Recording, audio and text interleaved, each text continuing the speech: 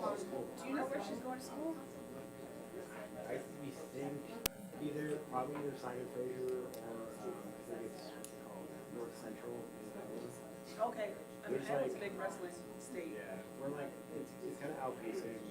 There's not a lot of college women's wrestling programs yet. It's still like it's kind of outpaced that. So we're trying to. We currently decided Washington is outpaced the rest of the country, so we're trying to. There's not. There's some schools that have it, but there's not others. Like the closest men's Division I program to our state. Like, Welcome everybody, we're gonna get started. I know we're waiting for another school. What's up there? Just pretend. Formal, Tom. Yeah, welcome. I will call the meeting to order at 6 p.m. Thank you all for coming. This is a joint study session with the Renton School Board, and we're so grateful to have so many people here. So we're going to only have about an hour, so I'm going to kind of move us along. I'd like to start with some quick introductions. So if we could all just take a minute or less to go around and just let us know your name and kind of, I know we probably know the roles here, but out there, if you'll want to just say your role, and then for people here at the table, if you could just let us know how long you've been in your role, and maybe you all could share that as well, and why you ran for elected office. So I'll get started. My name is Ariana Sherlock. I am currently the mayor of Newcastle. I've been on the council since 2020, and that first two, I've been there since 2020, and then I ran for elected office originally because I started coming to council meetings and I just didn't feel represented because nobody at the time on the council had kids in the school system. And so that's why I ran, and I originally ran unopposed. And so let's just move along here. Andy? Andy Jacobs, this is my first year on the Newcastle City Council. I ran for a lot of reasons, but made some changes in Newcastle. My three children, the youngest of which is 30, were all in the Renton School District when they were in school. So I'm happy to hear what everybody has to say. So. Hi everyone, my name is Sam Booker. This is I'm entering my third year on council role. And originally the reason why I ran, actually I never thought about running for office myself. As an Asian American person of color and just a new immigrant and person. So when the community asked me to run, so I thought about it. I said no, and during the pandemic, the whole towards Asian community, that's really, and then I'm going to do something. I'm also an educator. I'm an accomplished educator with a Belvis degree. This is my 20th year with the Belvis degree. Thank you.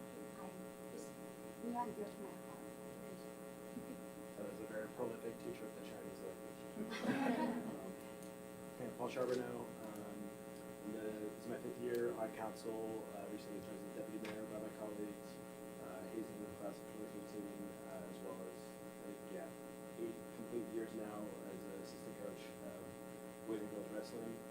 I think I ran for office originally because I was student president of my college and I didn't know what I wanted to do, but I was staying up till like 1 a.m. learning algebra and math, and I'm like, okay, maybe that's more of a good direction for me. And then I graduated in 2020, came home during COVID, and I saw our council feel very represented, and wanted to love to make a difference in universities. Hi there, I am Karen Frost Blakely, and I'm a baby city council person. I've only been in this role a few months since being heavily recruited actually to run last year.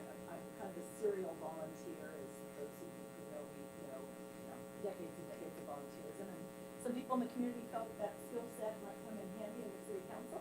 I'm also a financial planning, that's how I pay my bills, and we are running into some fiscal challenges. And again, those thought that perhaps my background in financial planning might also be of assistance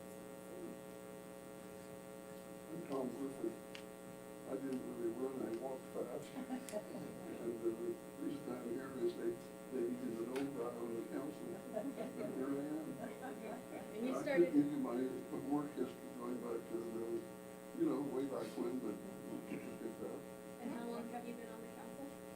I've been on the council, this is the one, maybe my seventh year, so it's on my age, no, seventh. I'm Susan Valley, I represent Curtis Skyway and over by Tocqueville, over there.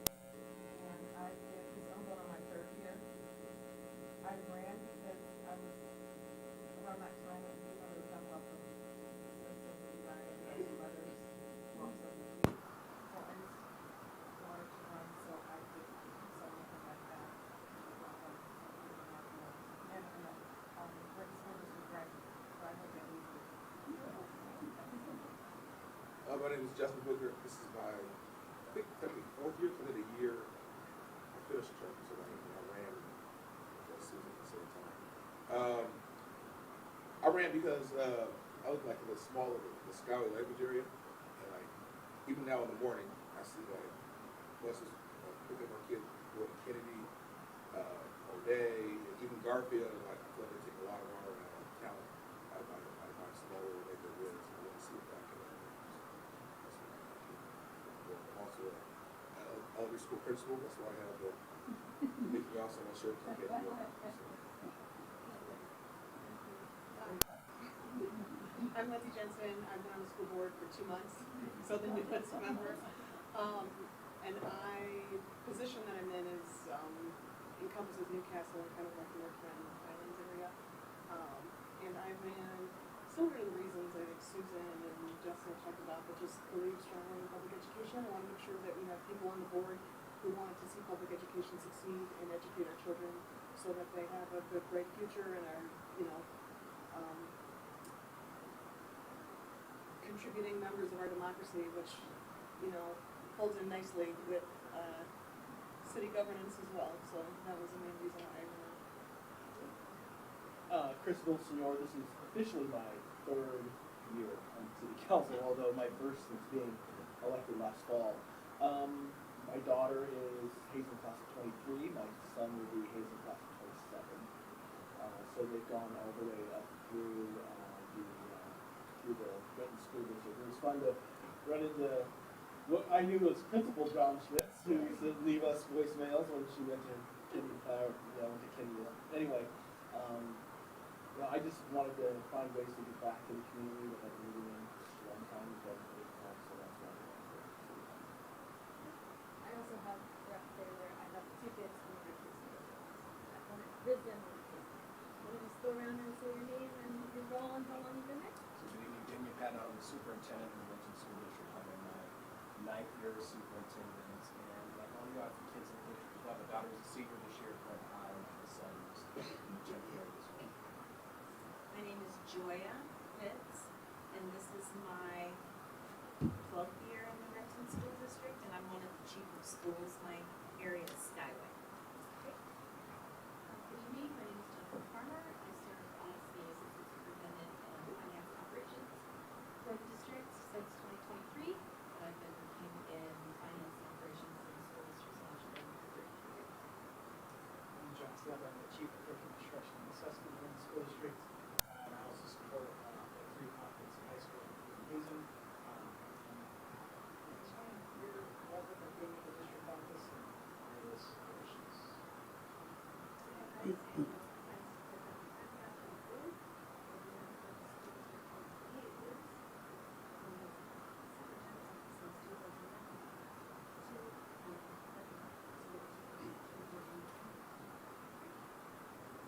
evening, I'm Sheila Reddick, I'm the Assistant Superintendent of Human Resources. I'm Virginia, I will take in my 5th year with the district. And previously worked in Emerald School District up north, on my way to, I'm very happy.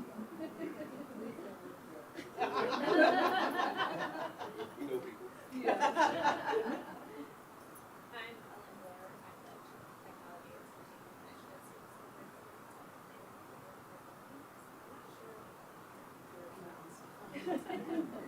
Good evening, I'm Shannon Harvey. I'm the Deputy Superintendent of Schools. Been in the district, my 33rd year in the district, it's my 9th year as principal. John Woodward, Safety Security Director.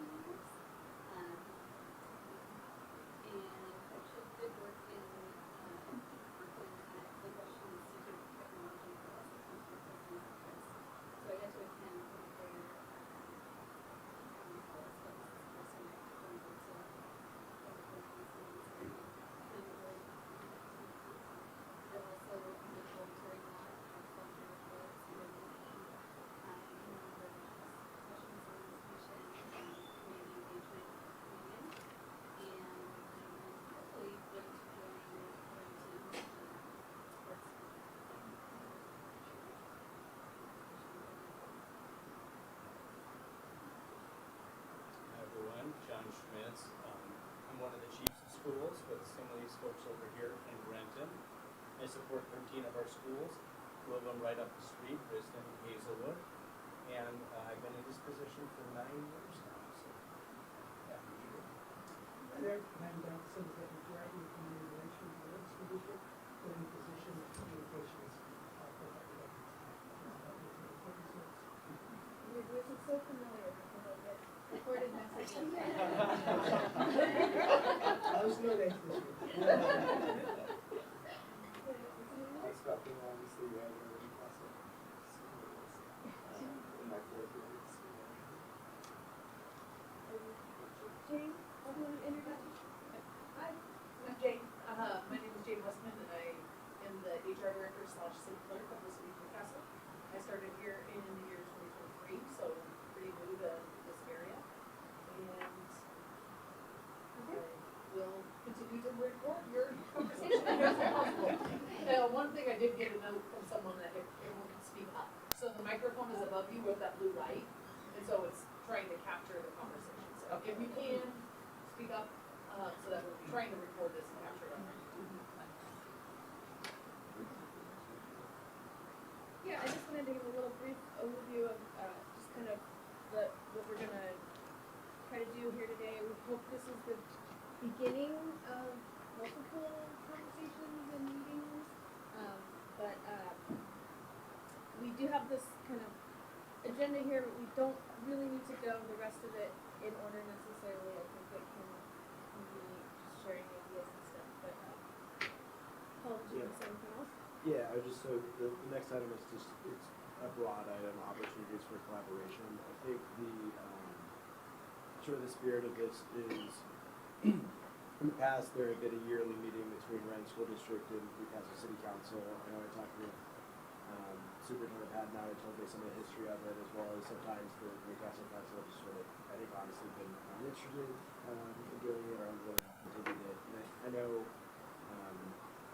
especially with obviously Director Teal retiring and Director Jensen, who's one of our residents coming into that role representing our area, and we have a lot of new folks in our council as well. I think it's great to just sort of bring it back and see what comes of it. I think there's a lot of potential things we could talk about with facilities use, other ideas, and just ideas we might not know that are out there that folks might have.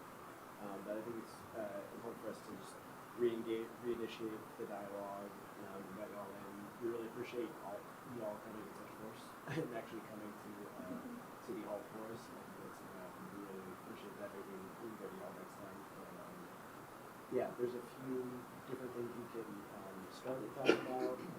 If anyone has an idea they want to jump on, but essentially, I talked about we've started to use sort of Riston Middle School as a community hub for a lot of our things. So I had an initiative to take our town halls from Newcastle Golf Course, which is much physically harder to, I would say, physically harder to access, to now down to Riston Middle School. We have our annual Lunar New Year event there. So I think we really appreciate being able to host different community events there. I kind of want to open the floor too for just see what folks would like to talk about or view as sort of opportunities for collaboration. I have a question, and I keep having my back towards people. I'm going to pop up and ask my question. School systems all around the country, and in particular here in our community, are under a lot of pressure. We understand this, and we were discussing it wasn't just COVID. Financial pressure, enrollment pressure. You mentioned some other forces at work as well, creating more pressure points. So my question is to you, what can we do to help support our schools and strengthen Renton schools? And maybe reiterate and help us understand some of the major challenges that you face. So that would be my ideas right now. Have anything on your mind to answer? And we could also just take notes and come back to the person. And I hope staff members feel encouraged to engage too. We did this set up intentionally so we would be above you all.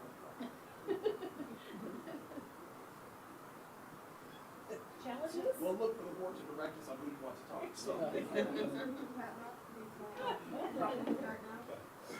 Well, I think that in terms of the question of like what can we do in partnership, I think that one of the first things is you have to be in relationship with folks in order to know how we can work together. I think tonight is a great first step, and some of us remember coming to the meetings here in the past, and so I think this is an opportunity to build from that. But I think secondly, it's just the understanding of some of the challenges both you all are facing as a city of Newcastle and we're facing as a school district, but then hopefully recognizing that those challenges are also opportunities for us to advocate, and sometimes to advocate for things that might be outside of our lane. And so that's where that understanding piece comes in, and as Karen and I were talking right before, for us, just like Bellevue and Issaquah, as some of your other neighbors, we've been facing some fiscal challenges. We saw a little bit of a downturn in enrollment prior to COVID. That was exacerbated during the pandemic, but just over the past 2 years, we've cut over $36 million from our budget, but we had actually started making some reductions as far back as 2018, 2019. In anticipation, we knew that there was a structural deficit as well as a potential fiscal cliff, and so trying to be responsible to make those reductions as far away from the classroom as we could. And then I would say that this past year's reduction was definitely the toughest in terms of the direct impacts felt in our schools. And so that's where just the current funding model, what the state refers to as this prototypical school funding model, isn't adequate based on what I think our community would think our schools need. And it's obviously driven by enrollment, but that's where for some of you who have kids in elementary school, they saw a reduction of an assistant principal. At the middle schools, they saw a reduction of an administrator there. Our high schools have historically run tight and in some ways have subsidized middle school and elementary levels. And so the high schools do not see the same level of reduction there. But the good news or the hopeful news for us is really just that making some of those tough decisions have at least put us in a space now where hopefully we're starting to reach that stable point where we're going to begin to build back our fund balance, which our board has a target of 7%, and we're the target for this year though in building back, because we use our reserves to mitigate some of the cuts. The cuts would have been far more significant if we hadn't used those reserves, and so our goal is to end at 4% at the end of this current budget year, and then 4.5 in the close of the 26-27 school year. But the thing that I think that is often missed, and whether it's on social media, which sometimes can be this negativity loop, or what our perceptions might be about institutions, be it city government or school district, the good news is that there's still a lot of wonderful things happening each and every day for young people in every school district and in every school, and great teachers who are making a difference in the lives of their kids. And that's the point we hope that doesn't get lost as we do have to make some tough decisions around reductions and things of that nature. But whether it's some young people like Coach Charbonneau's coach up at Hazen, winning state there, to kids going out and volunteering out in the community, to students being national merit, all of those things are going on. And so really just trying to lean into the hopeful side, even when times may be more difficult.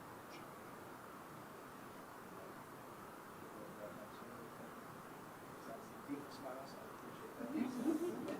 But enrollment has been a downward trend for Renton School District over the past, since pre-COVID, or just since COVID?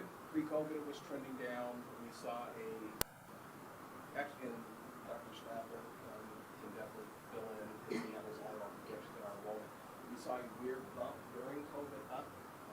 1 year, I think it was 22 or 23. Yeah. We had a post-COVID, we had actually a bump up in enrollment. It kind of dropped, and we were projecting next year to be down another 2%, give or take. Beyond the pandemic, so what we saw actually in 2018, 2019 was like this weird trend. Actually, first started in Skyway, where we noticed families were leaving, and normally when our families would leave, they would go to Kent or to Tukwila or our neighboring cities. And John and his team actually tracked them. They were heading south of Atlanta, and so there was this weird thing around.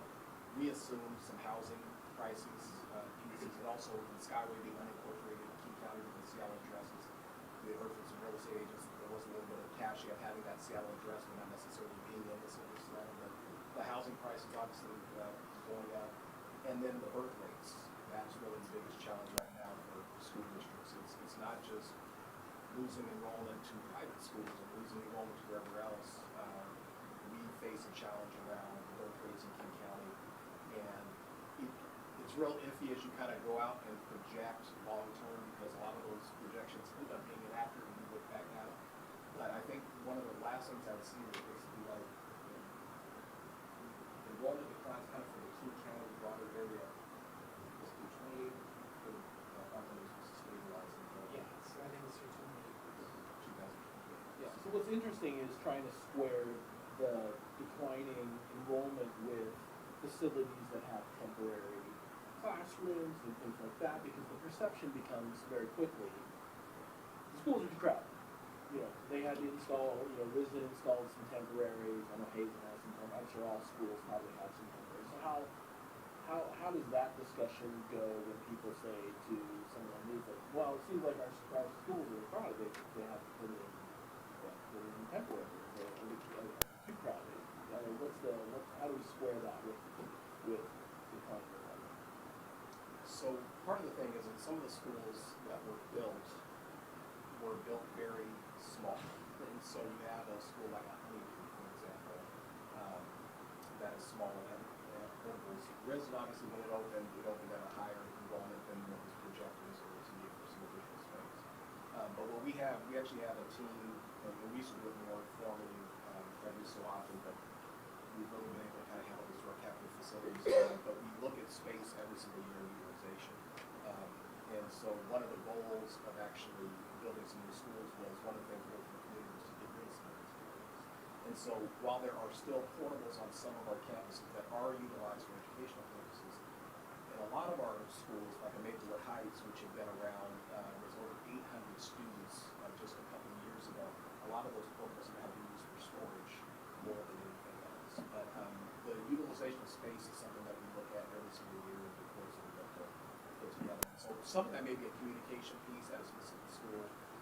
How is enrollment declining, which is just portables, and some of it was just that the size of the schools when they were built for relatively smaller enrollments, and so we still need that space. But I also think there's the, like, where people start building, right? So Maplewood Heights saw a pretty big boost a few years ago in their housing developments around them, right? So which is gonna naturally boost that enrollment, which has been when we built Hilltop Heritage. We redrew those boundaries, but when you speak to a big like Brisbane, people moved into the area, they may have left a different part of our district's areas. So you'll see some schools that will end up with some of those portables.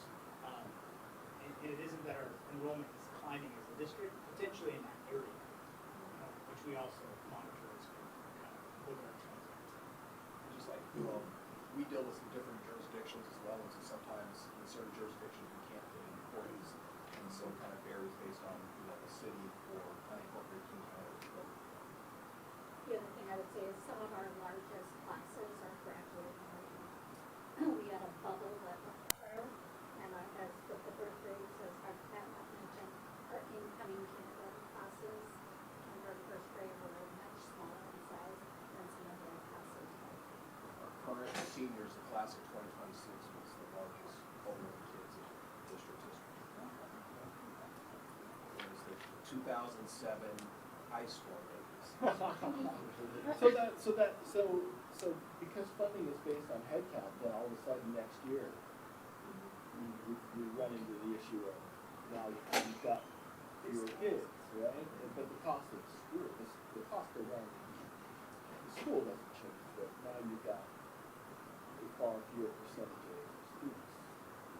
But as that cohort has moved through, we've also had to right size those levels as they left. So at elementary, there were enrollment declines once that cohort left, not being replaced by as larger cohorts coming in, and we had to make reductions there. Same thing happened in middle, and we've already projected that out for the high school reduction. So we've been kind of dealing with everything.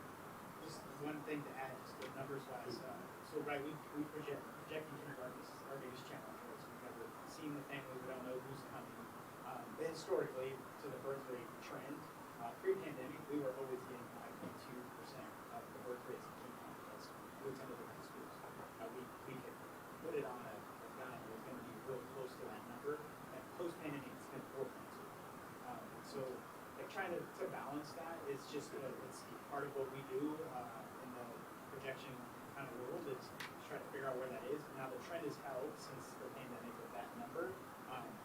And I shouldn't say I look at the data and I get kind of a little comfortable in the fact that while we're projecting a 2% reduction overall student enrollment, our kindergarten enrollment the last 3 years has remained pretty consistent, right around 8,000 students. So, like, as Dr. Patton said, like, we are seeing more of a stabilization happening, which is a positive thing considering the reductions. That certainly helps forecast. Yes. So here's the mildly selfish question: how are our schools doing? How are Hazelwood and Research, how are they track in terms of attendance and enrollment?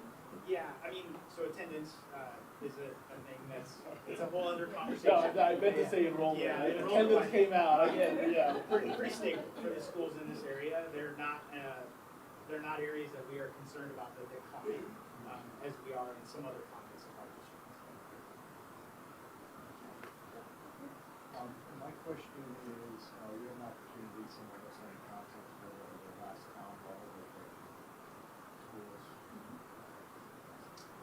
had. And my question is, and specifically about the high schools, other than the budgets that we've already talked about and enrollment, what's really the number one issue that we're facing in the high schools today? Rob, do you just want me to go? Do you want to go? I'm curious to hear. Yeah, we got 33 minutes. So I think, like, if I had to like drill things down, that are constant conversations I'm having with school administrators right now is around attendance, especially at our high schoolers. Coming to school on time, being in class the whole time, engaging in the tasks that we're asking them to do and the learning we're asking them to do, and then staying throughout the day. I think that's a big challenge that we're facing. We have a lot of conversations about it, the ways that we can kind of work on it, different initiatives we're trying with our schools to see if we can get things to work, but it's just a challenge for the high school.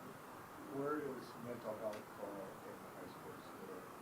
Where does it rank as a topic of discussion amongst not only the educators, but the people in the room? It's a high priority. We are constantly working on it right now with several partnerships. I'll let Dr. Hart speak to those a little bit. But around our mental health, we have a director who's continuously applying for and receiving grants, so we're able to staff some supports in our schools differently, support our students. We do a lot of partnerships with outside organizations to make sure that we have a lot of systems and resources in place for us to help them speak to some of the details. We're just finishing a 3-year formal partnership with Providence Wellbeing Trust and the Sounders Ray Foundation, and so they have really supported our work around student mental health and social emotional learning. Currently in all of our secondary schools, we have a program called Love to Be Well, which empowers students. We have student mental health clubs. There are lessons taught and advisory that support students. It's also provided us funding for free virtual therapy for students preschool through 12th grade. And so a family can refer or school can refer. Students have access to free virtual mental health, which has been huge, especially during the pandemic. Prior to the pandemic, it was hard to connect students with mental health services. And so this really provided much faster access that typically we're finding it takes about 2 weeks once a referral is made if the family completes the paperwork for student to be seen, which is incredibly fast. Prior to COVID, it was 3 months. And so we're working with them around how do we support students. We also have a high school student symposium where we are working with high school students to hear from them, what do they need, how can they hear from their peers, because their peers will probably be more honest with them about what's needed. This coming year, our student symposium is specifically having kids talk to their peers about why kids are not attending school. So as Dr. Stadler said, because we do see that as a big issue. Just one more question real quick. What's the percentage of graduating students this year that are going on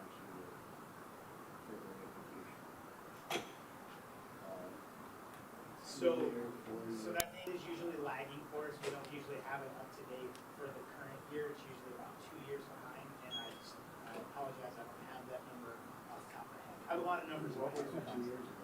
That's what I'm saying, I don't know, I'd have to look.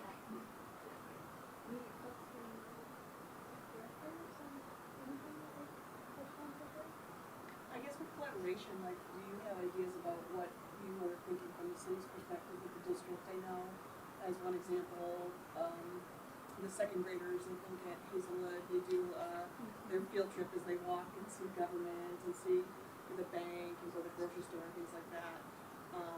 Like, do you have any ideas about what you're thinking of, or just continued conversation? I know the school district does have, you know, some relationships with like the city of Renton, or things like that, where they've supported the district in different ways. So I guess, do you have any thoughts on what you were thinking?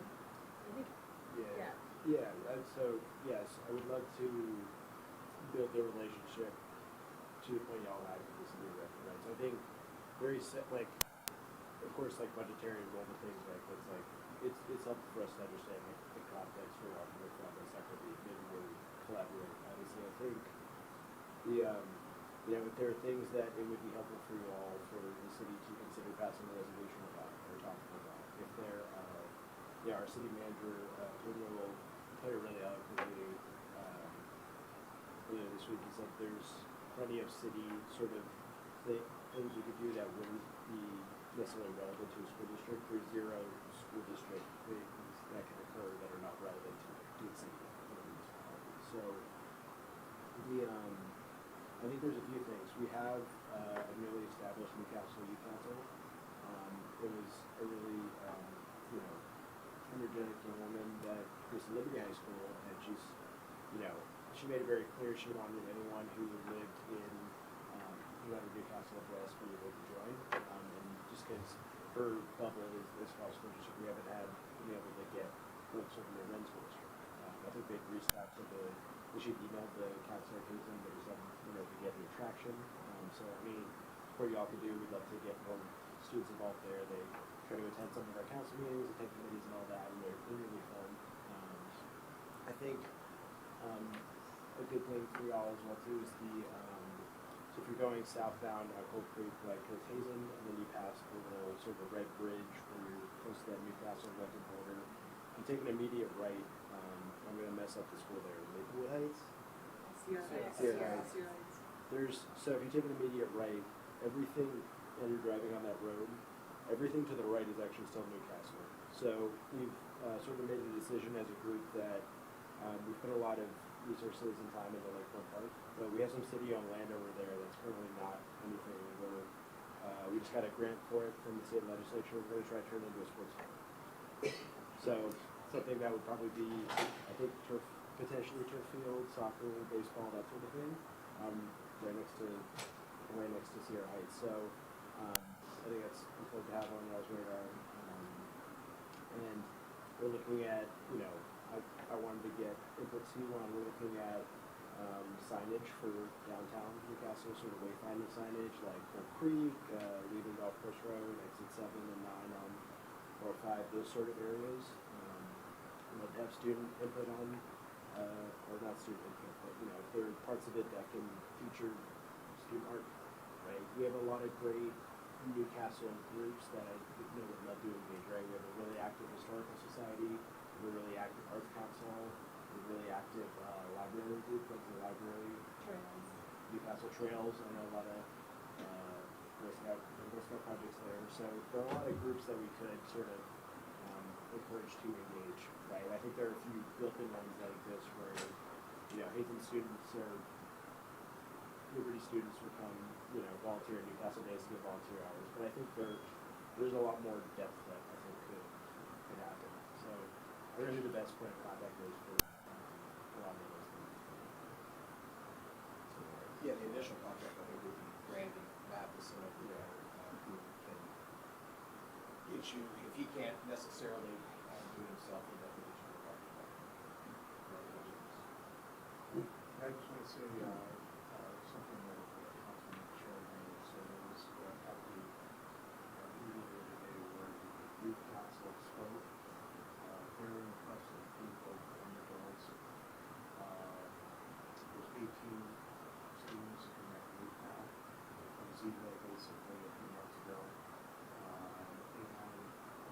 specifically mentioned that it's not, I wouldn't say not participating, but there are no students represented in the youth council in Newcastle. For them, I think it's important. And what we're doing there, you know, to look into that, it would be nice to have students from like participating since. Mostly, sorry to cut you off, it must be Hazen, right? Yeah. Yeah. Because that's, It's a high school. they so would live in it would be- Newcastle. Yeah. So I think it would be important for whoever in the room, obviously, to get that message out there. We are really hoping to have students from Hazen on the youth council. So I can support that, I can get a name and contact information for the youth council. We'll do that now. Yeah. They have an online application, and it's very good. So, okay, I was gonna say, you guys have stuff for students, you know, that would include our students, if you could send it, you know, to the board or to Randy, and we could, you know, we could even come to some of your events that we got. And in city council meetings for the kids that are into the civics class, for Right. example, to watch our meetings in that regard. And I would say, our city council would be very open to ideas that we have in ways to engage the kids. So we bring it up to the students to see what their ideas are, to see creative. And I'm sure we would entertain a number of ideas. That be able to foster more communication and support than we all started. Something to something? Yeah, so, I just want to echo what other committee members shared. We are really, really happy to see, students, they come to our council meetings, they ask questions, they share their ideas, and we even saw like kindergarten students, we like to see more students from the American school districts, especially, you know, they do need community service hours and leadership experience and for civic engagement. And like, you know, Dr. Leadership, Jeremy just shared, we have so many amazing volunteer associations and in Newcastle, we offer a lot of hours for volunteers. Also, a big shout out for Risa Middle School. I had a great time. We just hosted our 4th annual Newcastle Women New Year celebration. First year we held an event at the Aegis Gardens, and immediately we discovered so many participants, so we moved to Risa. Really, Risa is such a spacious and really wonderful venue. And thank you for this partnership and support. We really saw so many people want to do this. Want to see private Newcastle Library is looking for volunteers. Newcastle Arts Council. Also, we have the National Trios Day for Newcastle Trios. We need more students can help us lead some field trips. And also, youth council, I also want to add, around 30 high school students. They are from a lot of places. I don't know. American students, they are not in the center.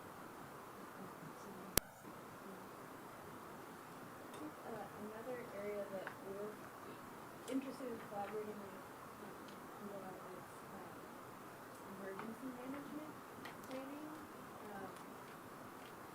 This has been a big discussion for us here in Newcastle, and just curious, like, I think we've heard there's not generators at the schools currently, or maybe there are. But we've been talking about generators, who can we partner with potentially to let people know where to go, who can we, you know, that kind of stuff. And so I don't know what you all have planned for that, or already have planned for that we can work together. First, who have you guys been talking to individually? I don't. For emergency management. Yeah. Maybe, No, you know, I might have we misspoke, have- we have Oh, spoken to yeah, other it's all- schools. This is We talked to like the YMCA, exploring, we yeah. talked to other Yeah, yeah, yeah. entities with that. And so kind of We're big trying to picture, be proactive. yeah, big picture, we definitely will would love to have those conversations. We have them with other jurisdictions as well. And John Holbrook, gentleman right over there, and his department typically serves as the touch point. And even if you guys, I don't know if you guys travel back to DC for some of that emergency preparedness. Like I know they did a scenario a couple of years ago where I-405 got destroyed. So the city and the school district, and there were a whole bunch of people from the region all worked together on what they would do. So those are the kinds of conversations that we can do with. And John was probably wondering why he was here for that question. But even like I mean, yes, there's those big, huge things, but even just the like 2-day power outage, you know, that The bomb cyclone. seems to be happening more and more. Those kind of things, like where how can we partner? Yeah, and we're not gonna solve it right now, but that's kind of a big on the top of that thing. And so again, just as an easy funnel, I always think Randy is easy initial go-to. That would definitely be John's department, under the leadership also of Jennifer Farmer, in addition to the financial support operations team.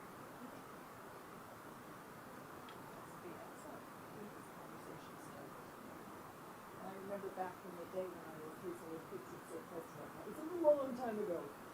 There was a giant, what do you call it, a train box, with a container Yeah. full of supplies. And do they still have those at the schools? At Or RU you City? said have it at Hazelwood. And Because she it's and I been were one of the- joking, we're going there in the big earthquake.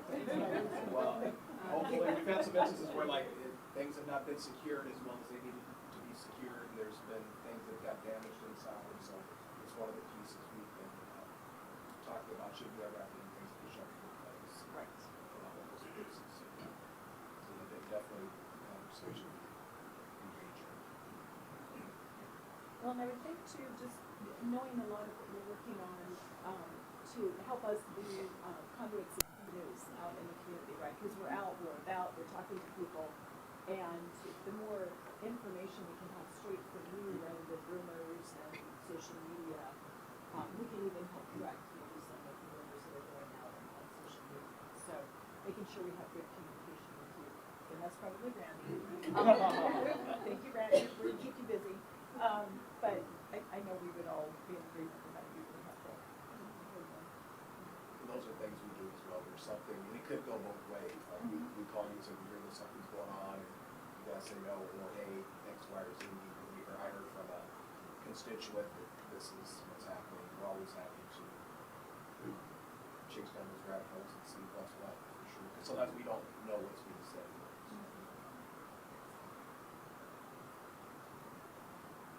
I do have two more questions. These are maybe some more, they were on my wish list when my kids were back in high school, and that was, are you talking about, grabbing the phones off the kiddos, now in school? I mean, it seems to be a conversation, not popular with the students, but, well, I would love to get your feedback, what your thought process there. And then something that I had wanted to see, when my sons were in high school, is changing the start time, right? Because they don't wake up till 10. Right, and so why are they even in calculus anymore? So, in other districts, they have changed things up, let the older kids sleep in and get the youngers up there. But there was quite a bit of pushback in the Renton School District when that conversation came up back in the day, and I just wondered, what's the thought now, and your conversation? A lot of it is that, I mean, is it, so part of it is a transportation issue, part of it is that even when you make the decision to make the change, there are some people who still remain unhappy after the fact. I talked to this Boston superintendent a few years ago. They spent an additional $2 million, I believe you said, to kind of keep everybody's wish list that they had about the start times, and that's something that is obviously not feasible for a lot of school districts. My hope would be that there's something that we can do around the edges, because you can't change high school terms. We're starting at 7:20 forever, without impacting the other levels. And so either it's a situation where we have to flip, and some districts will have elementaries go first, some districts will have middle schools go first. When Seattle made, and from Seattle, here who can speak to this, we're working at Seattle Public Schools, but one of the things when they made the changes in Seattle and pushing some of the elementaries earlier, but also then field times got pushed out, so elementary parents went to the kids not getting full space until 8 o'clock at night, and then I was go to bed late and get up early, kind of like high school students have. So it was one thing that we had kind of on the docket, and I always looked at what we never really got to push, but it's something that we've been planning on at some point in time having a committee to take a look at that and make a recommendation. Would that be a decision that you all would make as the board, or is that, how does that work? Typically, Yeah. there would be a recommendation that would be brought forth to the cabinet and superintendent, and then shared with the board for feedback and recommendation, because they will hear about it at board meetings, should the community not like it. Very similar to boundaries. So there's less of it. Like I said, with enrollment, we're just gonna be stable, so things like that, you know what I'm saying, we'll go with that level once we get our, back to what we're doing. I really appreciate the late start. Everybody else, all the other districts are so good. So good job there, you did a good job. How about the phones, the cell phones? We love cell phones. We're not smashing, we're not snatching them off their hands, though. No, we've had a very long conversation about the phones. We had a year ago, with the leadership of Ellen Gore and others on that. We basically said no bell. And so if students are violating the policy, then they get pouched. As my son got pouched over the issue. Having his cell phone out his fifth grade class. And one of the things right now that we just did that we've surveyed, so kind of this is the first year of implementation, where we've surveyed administrators in schools about how it's going, we've surveyed students in terms of how it's going, surveyed families in terms of their perceptions of it, and staff as well. And so we have that information, it's being analyzed and kind of looked at and coded, and still some, I would say, I'm the chance to take a look. We have some mixed opinions, and the kids, and I meet with the kids formally, students in their schools in January. They like no cell bell to bell. They don't like having them. They don't like the idea of their phone being pouched all day. Which there's a handful of districts. Most districts are really similar to what we're doing, no cell bell.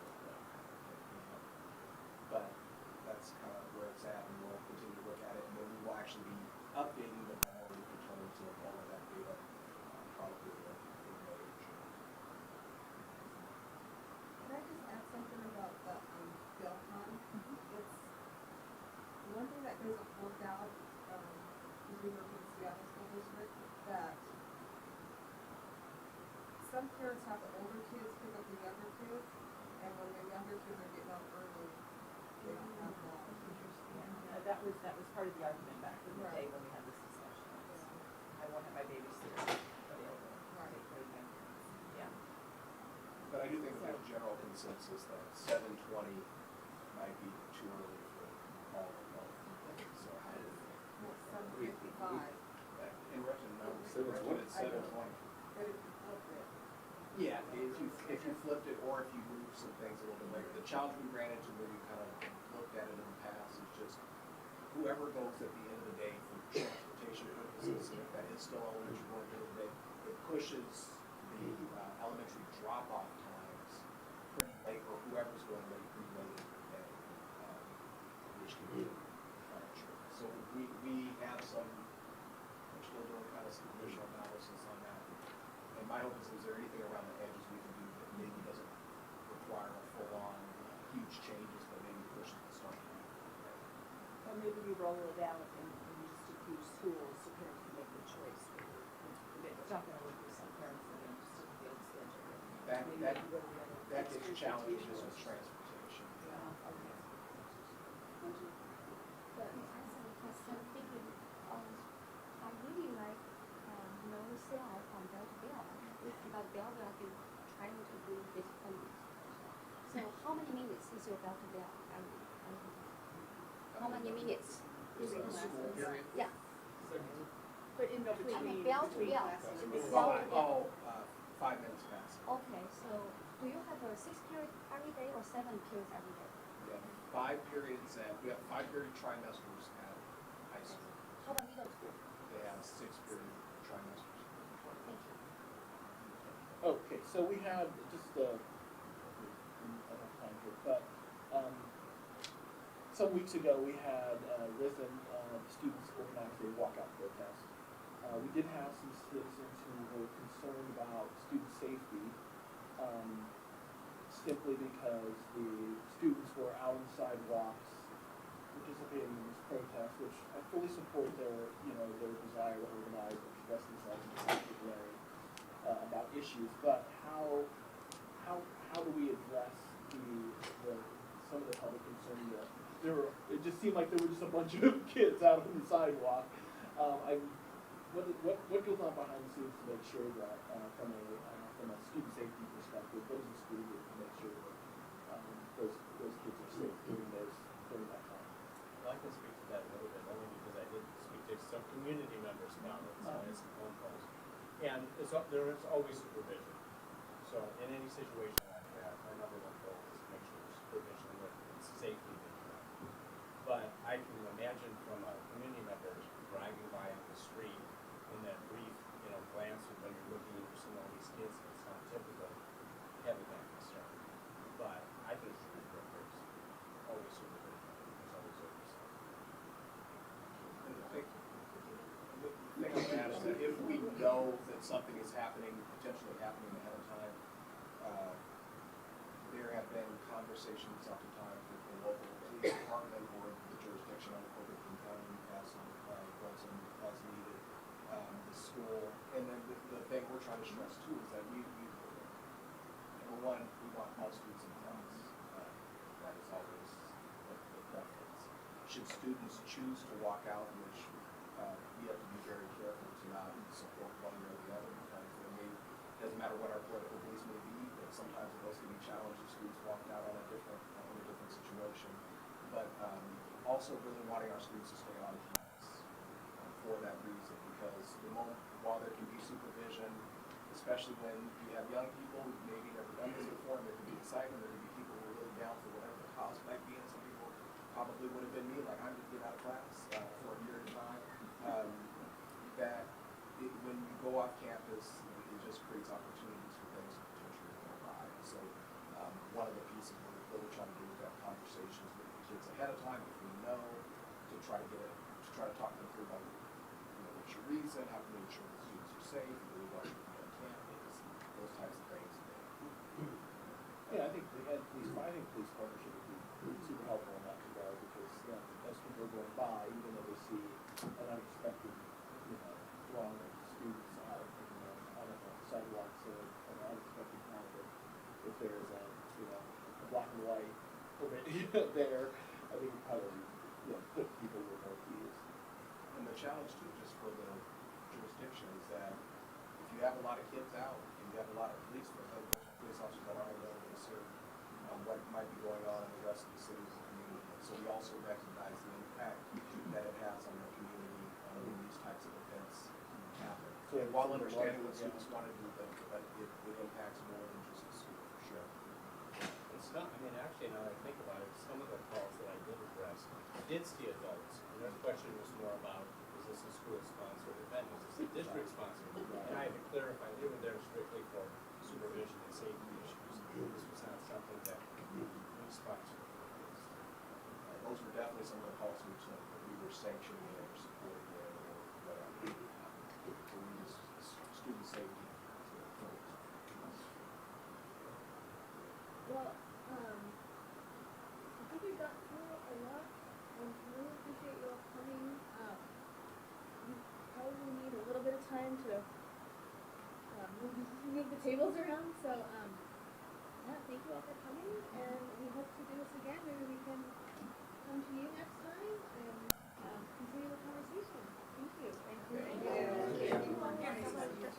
Scott, our senior manager, Scott Panglo's a great person to email. I think I'll talk with our staff about getting some of y'all on our sort of city newsletter and that sort of thing, and then I'll always, I got Lindsay's number, and we can get it.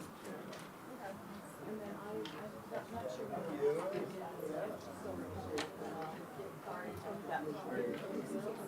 session. Ari. Ari.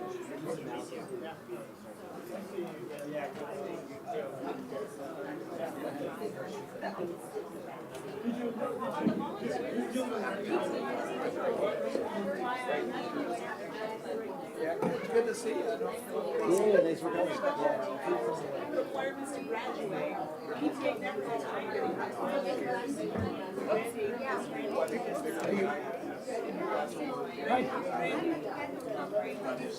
Sure. Do you have the information for That's good.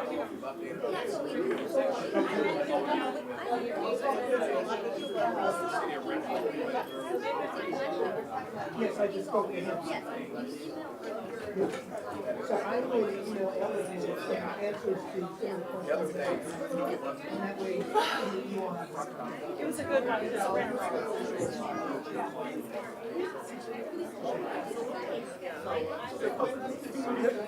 Sam, so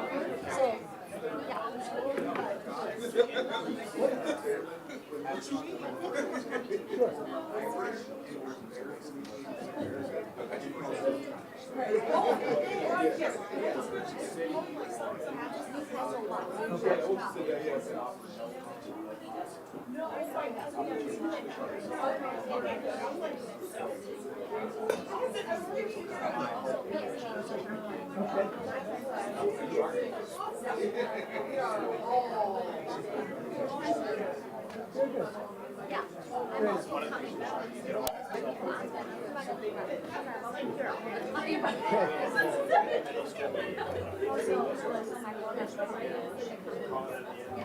So, how many years have you been? About 20. Thank you, thank you. Dedication.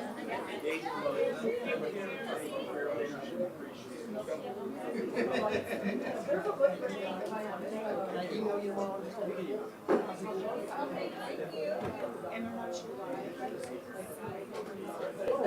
Make sure. This can exist after you. Yeah. Good. I'll shoot you an email tomorrow. Swear. Good.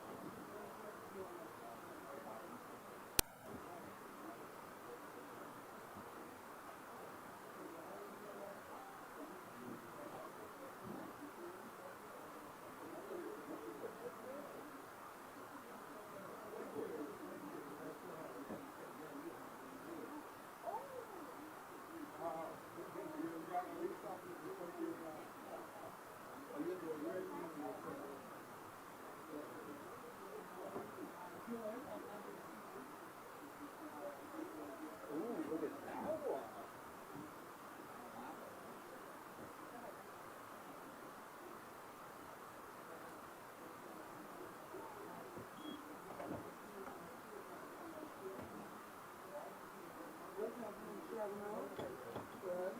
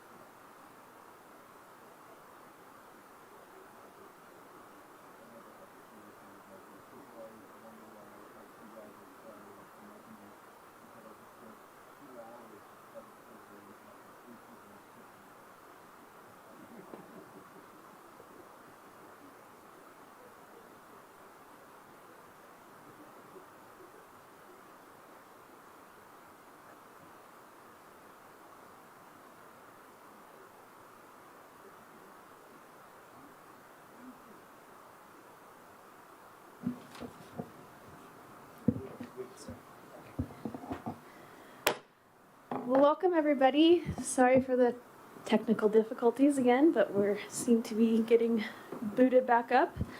I'm calling this meeting of the Newcastle City Council to order at 7:09 p.m. Today is Tuesday, March 17th, 2026. My name is Mayor Ariana Sherlock. This meeting is being streamed live and recorded on the city's YouTube channel for future viewing. Will you please rise and join me in this flag salute?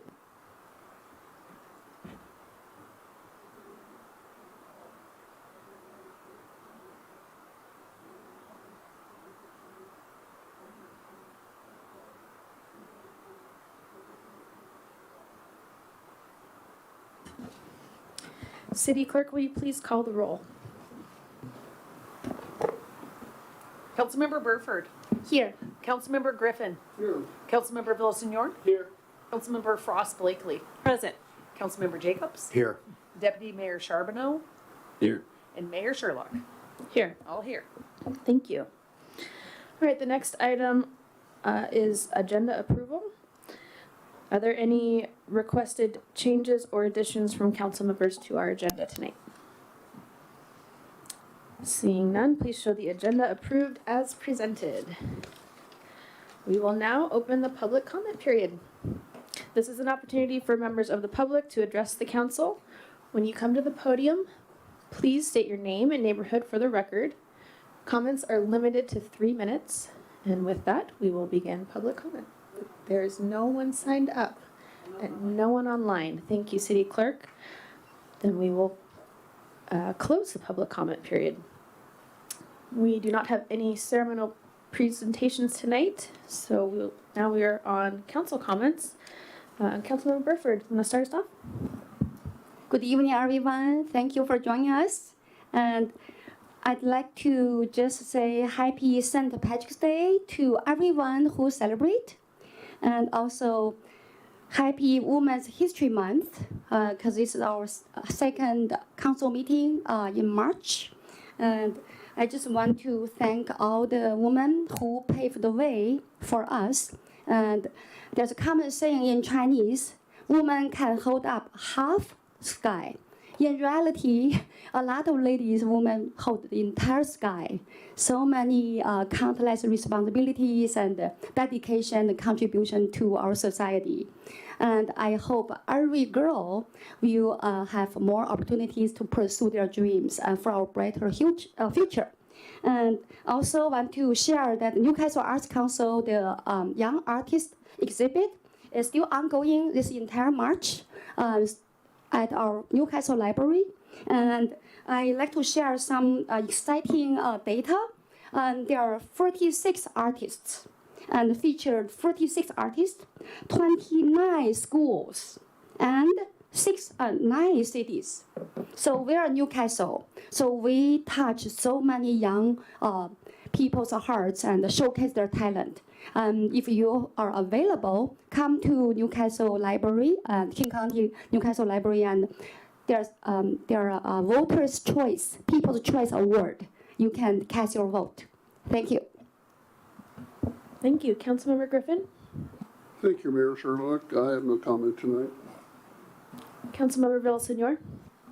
Good evening, everybody. Thank you. I'm glad that Public Works got to use their plows for a couple of hours on Friday.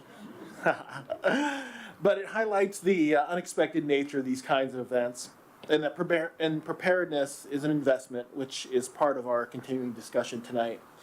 Public safety is a team game, and I think it's important to be a strong player, whether you be a resident, city, state, or nation. Thank you. Councilmember Frost Blakely?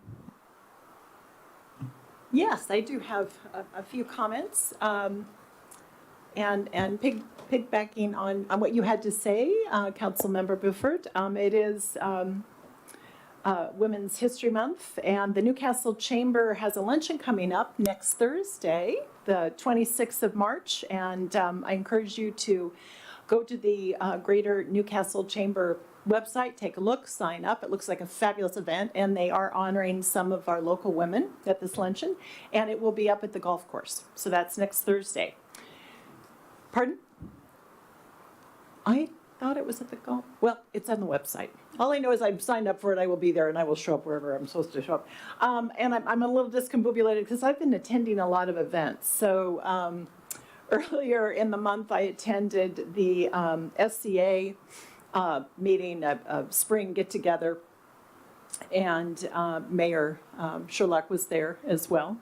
And yes, that's right. You were there too. The three women were attending this. It was a wonderful event. Mercer Island. We met a lot of our compatriots from other cities here in the Puget Sound area. On March, 7th, I attended the Student Success Celebration at Renton Vocational College, and that was another wonderful event, seeing a lot of our community members there, and again, met a lot of electeds, particularly people with the Renton City Council, and it was a really fun and a very positive evening.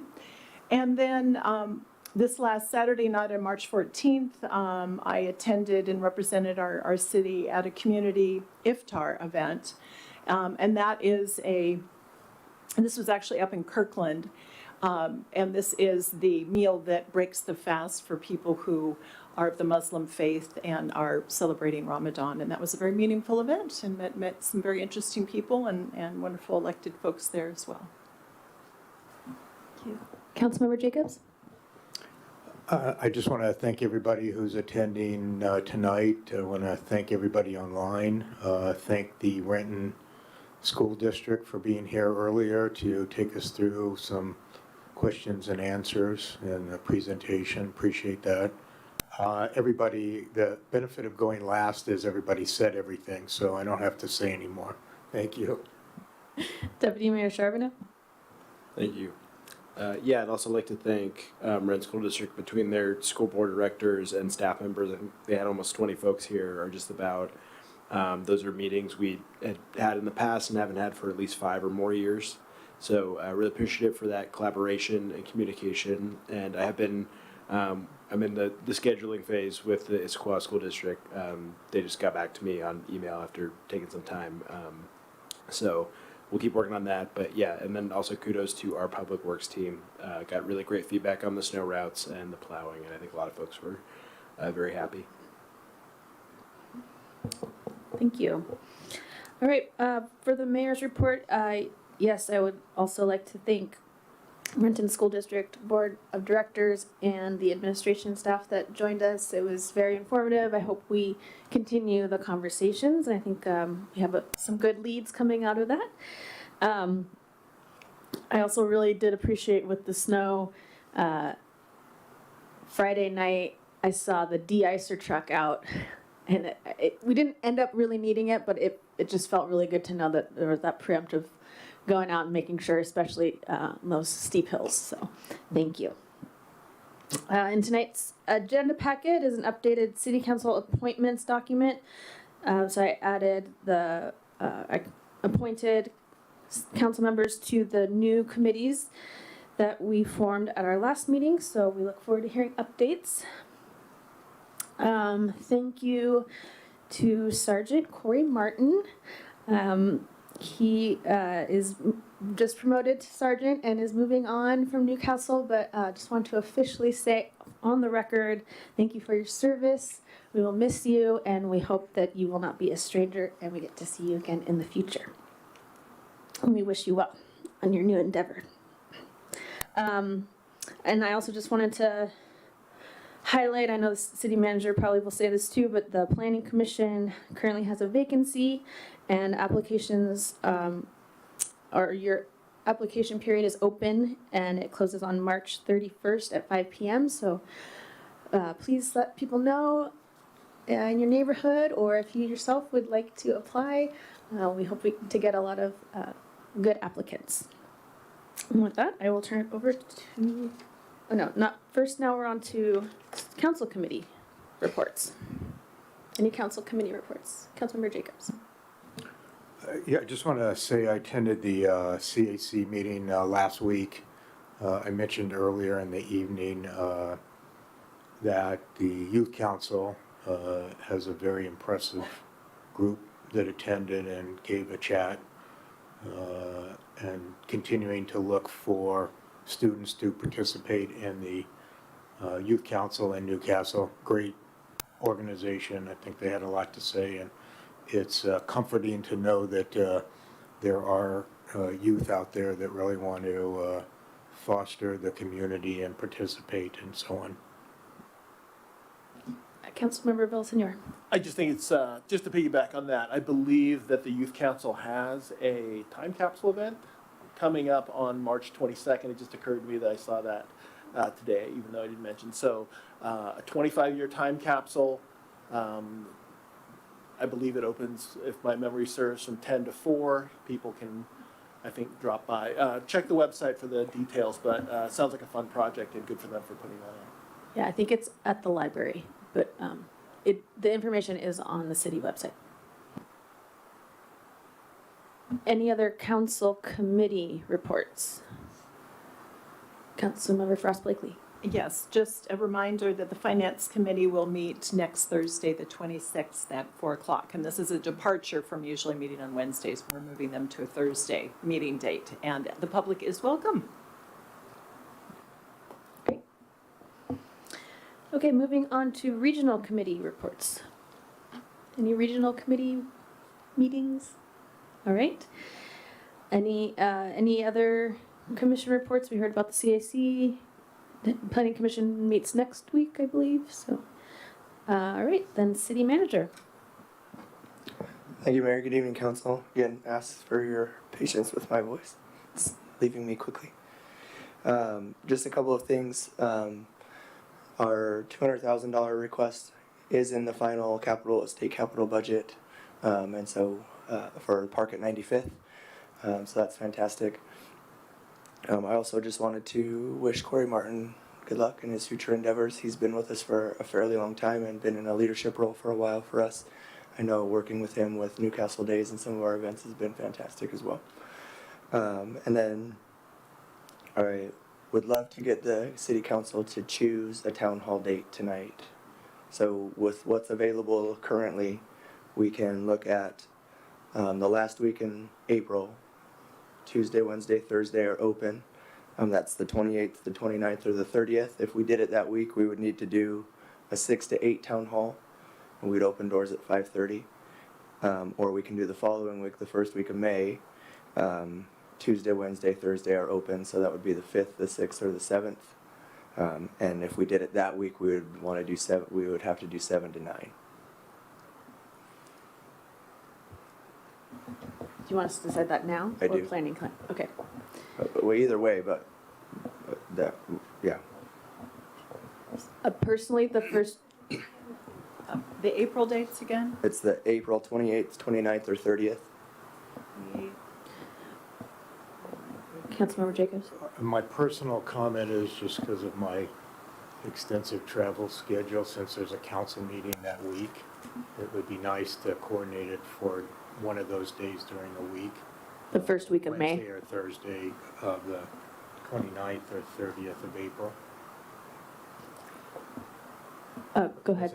Wasn't that one of the two of the dates? Right. Yeah. So the Planning Commission is the 29th, so I prefer we Oh. avoid that date. So the Yeah. Planning So- Commission will be the week before that. Oh, is it the? The 22nd will be the Oh, 4th. okay, that's right, because there's an extra week. Yeah. 22nd. I'll just say my personal preference is the first week of May. As, The only date I'm available that week would be the 7th. the Tuesday. Is that the Thursday. The Thursday. Thursday. Party. Thank you. So the 7th, does anyone have an issue with Thursday, May 7th? You do? Would we still have the council meeting? That's up to us, I believe. I would need to move Sunday from work if I was to do the 7th, and I can't say with 100% certainty I can move it, but I can try. Why don't we say, can we go ahead and say the 7th? And if you cannot change, we'll just do it on the council meeting? So at 6 p.m. So that week it'd have to be that we'd start at 7. 7. Why can't we do it in place of the council meeting? We can. What about the 30th? Why couldn't we do it then? April 30th? What day of the week is that? That's a The Thursday. But we don't have a city council meeting, and nothing else that week. Since we can talk about the council meeting date on May 5th. That's the only kind. My only caution about May 5th is that it's Cinco de Mayo. Right, Oh. yes, you said Cinco de Mayo. How many of you are going to see tonight is, okay. But was there an also- issue with April 30th, I guess, as I'm asking? So we don't have any city activities that week at all. What do you think about Oh, that? that's the Diamond Awards. I was like, I Oh, know is there's that something on that Which date. day? Which day? Okay, The 30th. all right. Oh, Okay, let's just plan on doing it instead of our council meeting on Tuesday, the 5th. Instead of being here, yeah, right. do it at Risden. Sounds like that might be the only day that's available. Yeah, good. Good? Okay, and so you don't have to take action right now. We can do it during planning calendar, but we want to, if that's what we're going to do, we want to cancel that city council regular meeting and call the town hall meeting for that. Mm-hmm. That's all I got. Thank you. Thank you, guys. That's good. All right. Any questions or comments for the city manager? Seeing none, we will move on to. Oh, I have a question regarding, Manager Bingo, I'd like to know the progress about that EV charging project, just briefly, yeah. Yeah, so we're just working through making the agreements more municipal oriented. There were private agreements, and we're having to put them kind of in municipal language so that they're for a city rather than for a private entity. So that's all we're working for. We plan on having those on the April 7th agenda. Okay, thank you. All right. Next up, we have a presentation from King County Sheriff's Office Therapeutic Response Unit, and I believe Chief Mandela will also be helping with the presentation. So if you guys want to come on up and give us some good information. Welcome. Good evening, everybody. I'm happy to see everybody again. I'm very, very proud to introduce the King County Sheriff's Office Therapeutic Response Unit. I worked in the city of Burien for about 16 years, and while I was there, I became very, very familiar with folks living on the street or folks who were victimized in a particular crime, whether it be domestic violence or even a property crime, folks addicted to substances. And doing the job for 16 years in the city, I realized that jail isn't the best answer all the time when we find someone who's in violation of some of our laws. The work that the Therapeutic Response Unit does is fantastic. Not only does it kind of shine a brighter light on the work that law enforcement does in trying to help the whole person and the whole victim as opposed to just trying to solve a crime, but some of the earliest identification of people going down a rough road are through law enforcement. Law enforcement, people don't call 911 when things are going good. When people are having a good day, they don't call me. So my partners and I we never interact when things are going super well. So a lot of times, even before perhaps some counselors or some of the organizations that we will refer people in need to, they don't have the opportunity to get those interventions nice and early. The unfortunate thing I realized also doing this job for so long is that there's such a negative stigma surrounding mental illness and mental health that a lot of people are afraid to reach out for that help. And it doesn't usually help someone to expedite their reaching out for mental health support when a law enforcement officer with a badge and a gun is asking them if they want to talk to someone about it. So it's very, very helpful when commissioned law enforcement officers can introduce folks who are in need to folks who are not law enforcement and aren't wearing the oppressive or intimidating uniform. So with that, I'm happy to introduce Susie and Casey with the Therapeutic Response Unit. I'm all done. Can y'all, tilt the mic. Good evening. My name is Susie Kroll. I'm a licensed mental health professional here in the state of Washington. We had a PowerPoint for you, but apparently it does not want to connect to a laptop, so you're going to get the version of this without pictures. So buckle up, and I will let Casey introduce herself, and then we'll go forward.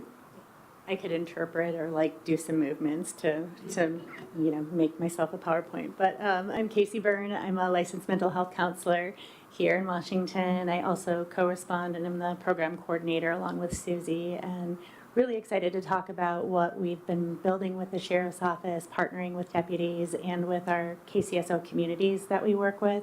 And so hopefully that'll prompt some interest and maybe even a few questions as we work through it.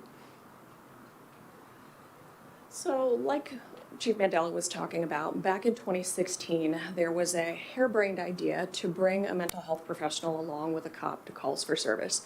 And it started in Shoreline, and it was met with politely scrutiny, suspicion, concern. What are you talking about? That can't be a thing. Shoo-shoo, little MHP. And it was not heard of. And the grant that funded it said that there has to be a way to help manage behavioral health calls for service that have that component while still managing public safety and making sure that people get what they needed. So the program that was started was called RADAR, and it was response, awareness, de-escalation, and referral. And the idea was that a mental health professional and a deputy would go to calls for service and bridge both gaps, manage public safety, enforce any types of laws, keep things safe, and have a mental health professional there to help systems navigate for services, de-escalate, and provide that level of access to care for whatever services that individual might need. That was onboarded with Shoreline, and it quickly spread to Kenmore, Bothell, Lake Forest Park, Kirkland. And I can say that because I was the MHP that was running around trying to put all of this together. And over that course of time, several more grants were applied for, and that 5-department grouping became the regional crisis response. I post that ended up being hired by the city of Redmond to build out their program, which then encompassed the city of Duval. And then the sheriff's office promptly offered a position to build out co-response for the entirety of the sheriff's office. And so you're now caught up with where the sheriff's office is. And in 2024, late 2023 actually, I was hired as a program manager for the therapeutic response unit and hit the lottery in hiring Casey as a program coordinator.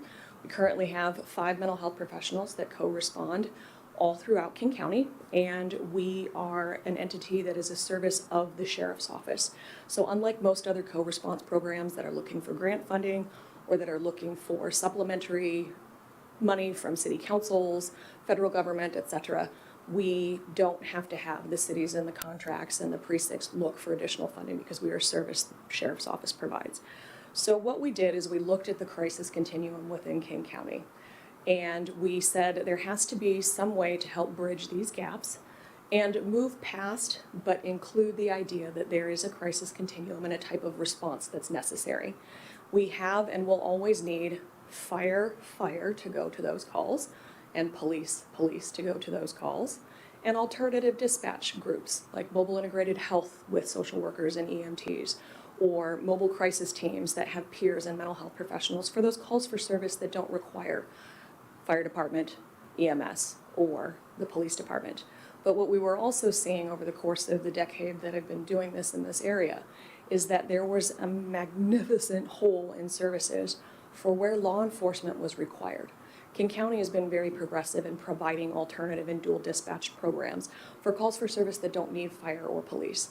But what were we doing about the calls that require law enforcement, that have the volatility, that have the escalated emotions, that have the dual concern, that maybe somebody is a victim of a crime, but also having some sort of emotional reaction to something, maybe something's a diagnosis, maybe it's a combination of the two, and finding a way to bridge that gap so that that didn't all fall on law enforcement as first responders and they could do cop stuff.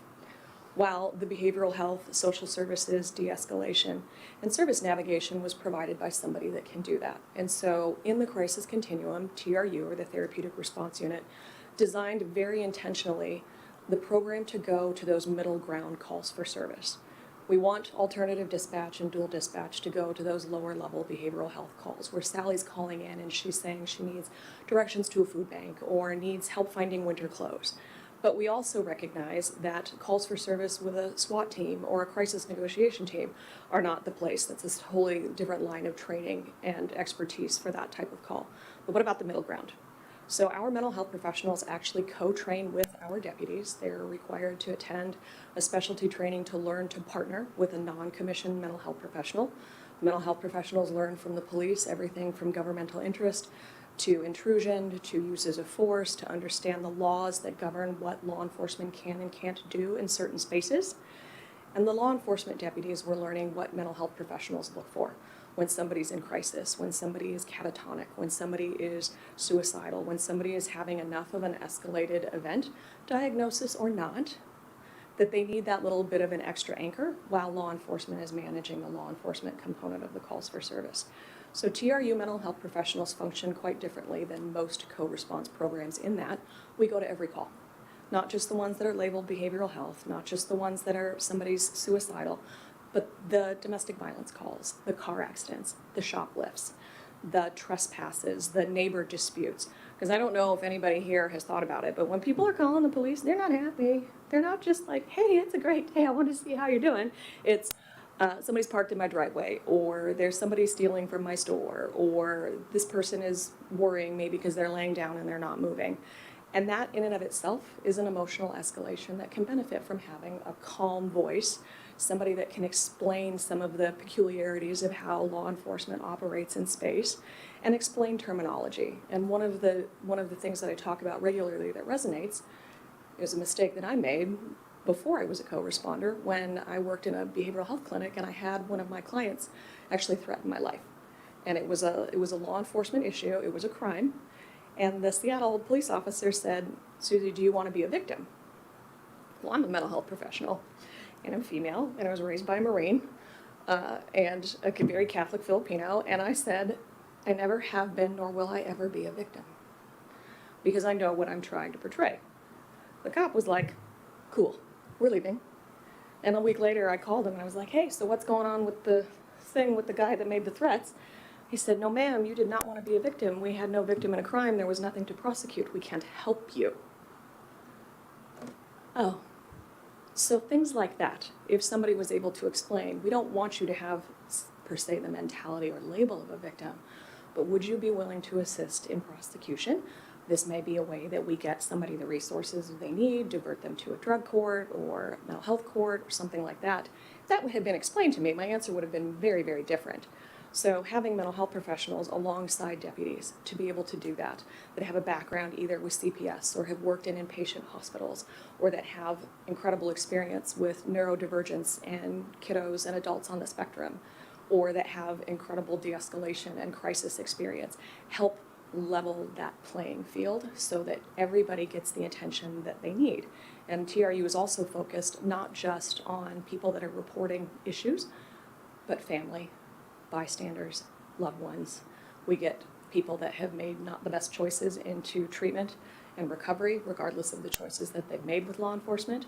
And whatever my partners decide to do, whatever Casey's partners decide to do, we still manage to get them the help. We either are able to do diversion, or we help them while they're in jail, or we help them through the hospital process, or we help them once they're through whatever process they need to get through. And that systems navigation also allows for us to help co-train with deputies. And what that means is earlier today, Casey was talking to one of our deputies and she read some paperwork that he wrote to help get somebody to the hospital. And he used words like baseline and decompensation, and they were catatonic. And these were all regular vernacular words, but he had learned a different way to view a circumstance to help get this individual the help that they need. So we do a lot of co-training. We partner, we rotate through partners, so there's not one person that's gaining the benefit. And the other thing that TRU does that no other co-response unit does is that one day a week our mental health professionals are at our comm center, and they are helping take calls with our call takers.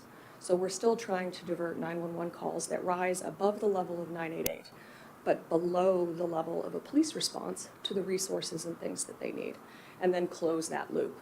Some of the other things that we do, and Casey can speak to the committee she's on with the Lake Washington School District, we go to their safety and preparedness meetings every couple of weeks. Actually, they're monthly, and then all of the subcommittees for that.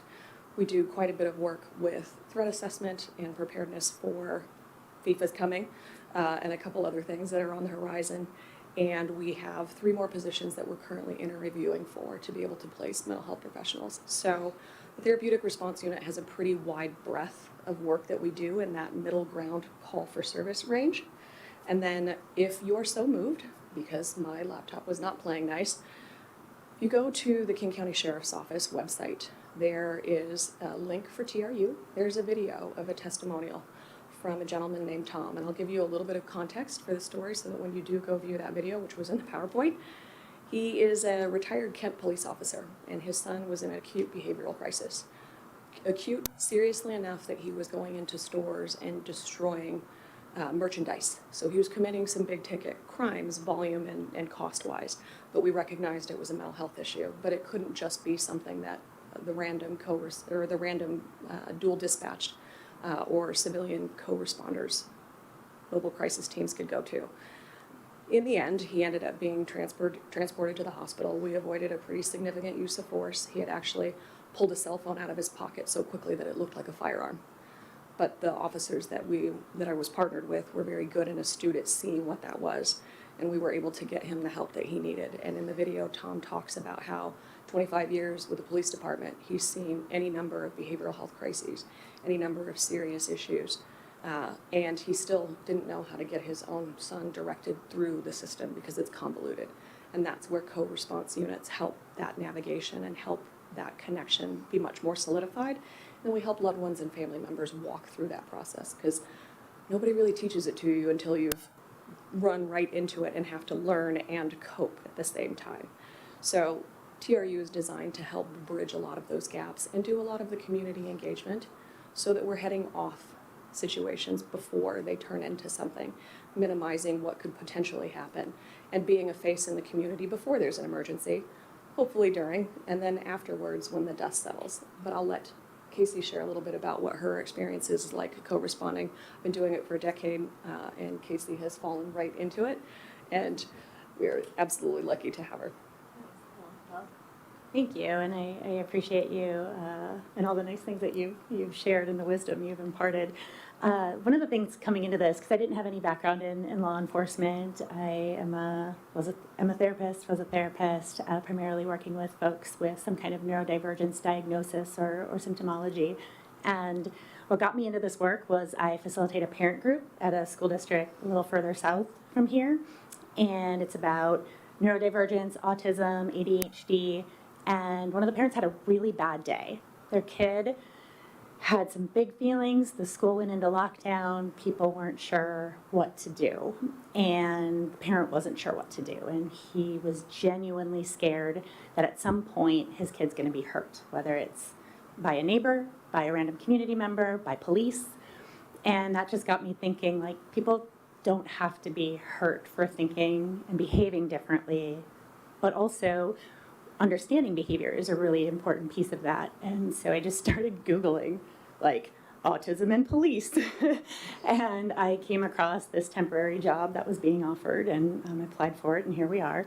But one of the things that has been so impressive in my experience thus far with KCSO is just how committed to communities our deputies are and how much experience they have, obviously, working with people. We don't always think about law enforcement working with people. We think about them taking people to a place to have to, account for what they may or may not have done. And so it's just like this sort of aggressive approach, and it's not. Our deputies are phenomenal, and some of them would make amazing mental health professionals and probably have the experience to back that up. And so being able to partner with them has been tremendous. One quick example, and we'll let you all ask us some questions, but we were working on a call where a person had driven their car up onto the sidewalk and was kind of behaving a little bit erratically. They would take some moments to stop and hit their head, or they would hit their head on the grass, things that you don't typically see with someone. And it was a really great opportunity for my partner and I to take a minute to talk about what we were seeing and understand how we were seeing things very differently. This person is in a mental health crisis. They're having some intrusive thoughts, which we found out before or later on. And They were doing what they could to make the thoughts stop. Logically, they're gonna hit their head. They're gonna try to disrupt what is happening in their brain. They're not looking to hurt themselves. They're not looking to hurt someone else. They're looking to feel better. And that is a very different lens than seeing somebody moving around in a space that would just appear really erratic. And so we were able to talk about it and strategize on how to help this person and talk to this person in a way that was maybe very different from what could have kind of what kinds of interactions could have played out. And so those are the things that we experience every day in co-response. And I love that. And also a quick plug for us, we love community engagement. Invite us to your events. We like to show up. We like to talk to people. Susie has to rein me in sometimes because I probably get a little too excited talking to community members. But when we can show up and we can be part of a community, when things are good, it makes it so much better for community members when we show up and we're a familiar face on those really rough days. And so we would love to participate in anything you would be willing to host us in. So thank you. You may have heard we have a town hall that we just scheduled, so thank you. Thank you guys for the presentation. Are there any questions or comments from the council? Go ahead. Thank you for coming out tonight. We really appreciate it. Now, your service, because it's King County Sheriff's Office, includes Newcastle, right? I mean, it's not an extra. It's not an add-on. It is part of the offering of King County. So when dispatch comes through, they make some sort of decision at the call, and then gather resources and then send those out. Is that basically how the process works? Aha, there's the video. Hey, It's amazing. all right. Somebody's magic. So every MHP has a call sign, just like the deputies. We have radios, we have uniforms, and we sign into service just like law enforcement. If it is the deputy's regular shift, we're signed in under their call sign, and the comm center knows that there's a mental health professional in the car. The calls are dispatched per district and per area, with the understanding that if there is some behavioral component that you will probably see the TRU or TRU unit tag along to that call to be a support system. We don't take over calls unless the primary deputy says, hey, this looks more like 100% you. But we are there as an asset. And the Precinct 2, Precinct 3, Newcastle, just basically everywhere within King County that serves our MHPs have the ability to work. And the 3 of our newest hires are getting assigned out to their permanent precinct contract area spaces. So anytime they're on shift, they're able to be dispatched to calls. The deputies will self-select if they have a behavioral component, or the MHP's like, hey, I think we ought to go to this. We do extensive types of calls. So some of the ones that I mentioned, we go to do death notifications. We do some pretty heavy stuff with that trauma-informed public safety lens. And then they know to go to that. Our deputies also have the ability to do overtime anywhere in the sheriff's office jurisdictions, and they can take one of us, and then we're signed in again at that call sign, and then we just take the calls that have that component to them, or when a deputy says, hey, is there a TRU unit on? And then we know to answer up and say, yeah, we're, at the Muckleshoot, or we're wherever, and then we go to those calls.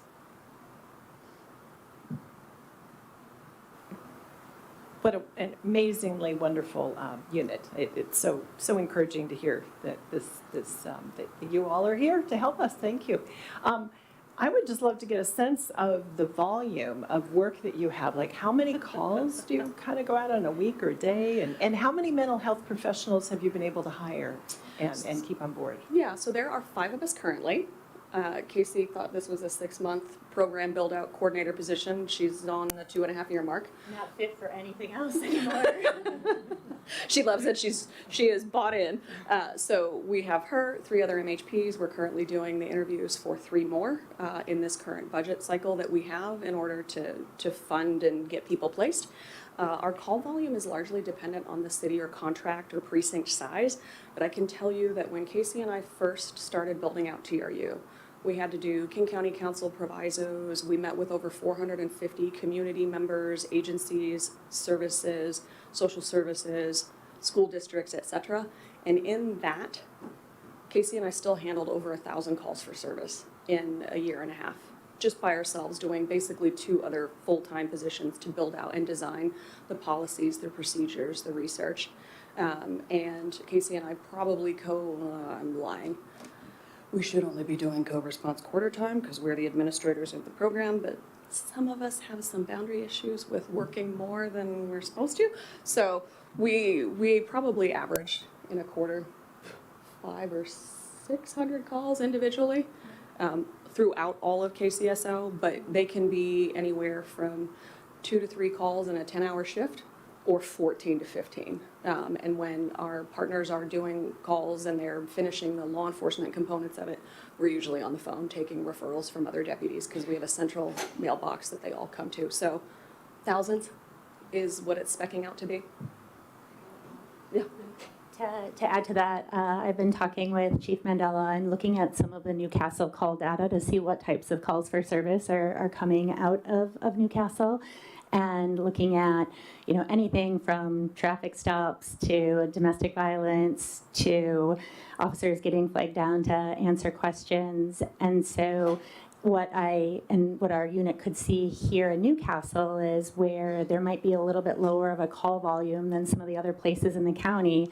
That also gives us opportunity to build connections. So we go out and we visit the libraries and talk about the services that they might be providing or the connection points. We connect with food banks. We try to really get incorporated into the local communities to be a resource, obviously for the community on calls for service, but if someone has a question about what's available, we want to be that resource too. So one common thing that we can always say is that we will always find work. We are not a group of folks that, even though we have a response in the title, we actually end up being very proactive too. Yes, Chief. Comment, and that is to say that I think that outreach is so critical because I'm sure people have been reticent in the past about calling the police, thinking, they've heard the horror stories, or they think, well, this is just not quite appropriate. But if they know that you would be responding as well, they might be more inclined to seek help and make that outreach. Trainings for that too for the community. So how to call 911, what to expect, how to have your own de-escalation internally for like school districts and library staff. And so there's a bridge there to help marry that before there's ever mayhem. Sorry, I'm back. I felt the need to point out, I know they've already adequately said, but when the calls aren't coming in, the work that they do, either through contacts they've had, reports they've read, they're following up, reaching out to folks that we've made contact with or organizations that we've referred to. At the same time, though it may be infrequent that they'd be paired with a deputy working in Newcastle, one of our Newcastle patrol officers, that time together is invaluable in terms of the experience and the insight that the deputy learns from riding with a mental health professional helps them on future calls. While they may not get a ton of calls specifically from Newcastle, I think what is outstanding and will certainly be the case is that when those connections start to be made, they prevent future 911 calls from coming in because we can get that roadblock before there is a crime committed, and we can pair the people with those resources so it can really lead to a decreased number of calls from certain, known individuals. Sometimes there's a family member and folks are having a hard time figuring out how to, with meds and behavior and everything else, and they ask for our help all the time.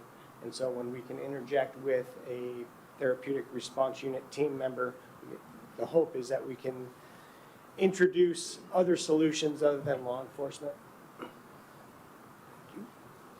Deputy Mayor.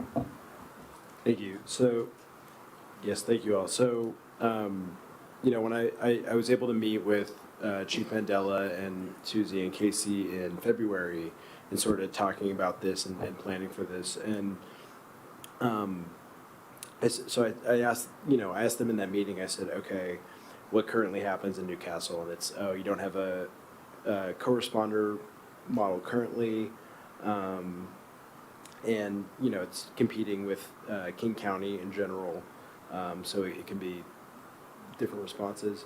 And then I asked you, okay, well, there's no funding needed, what's the bottleneck here? And then they both looked at me and they said, Chief Mandela saying yes. And I'm like, okay, he seems pretty on board. So, and Chief, you talked about getting deputies trained in the program so that folks can, the mental health professionals, MHPs, can go and be with folks. And so what's the current status of that? Have we had folks interested with Newcastle PD?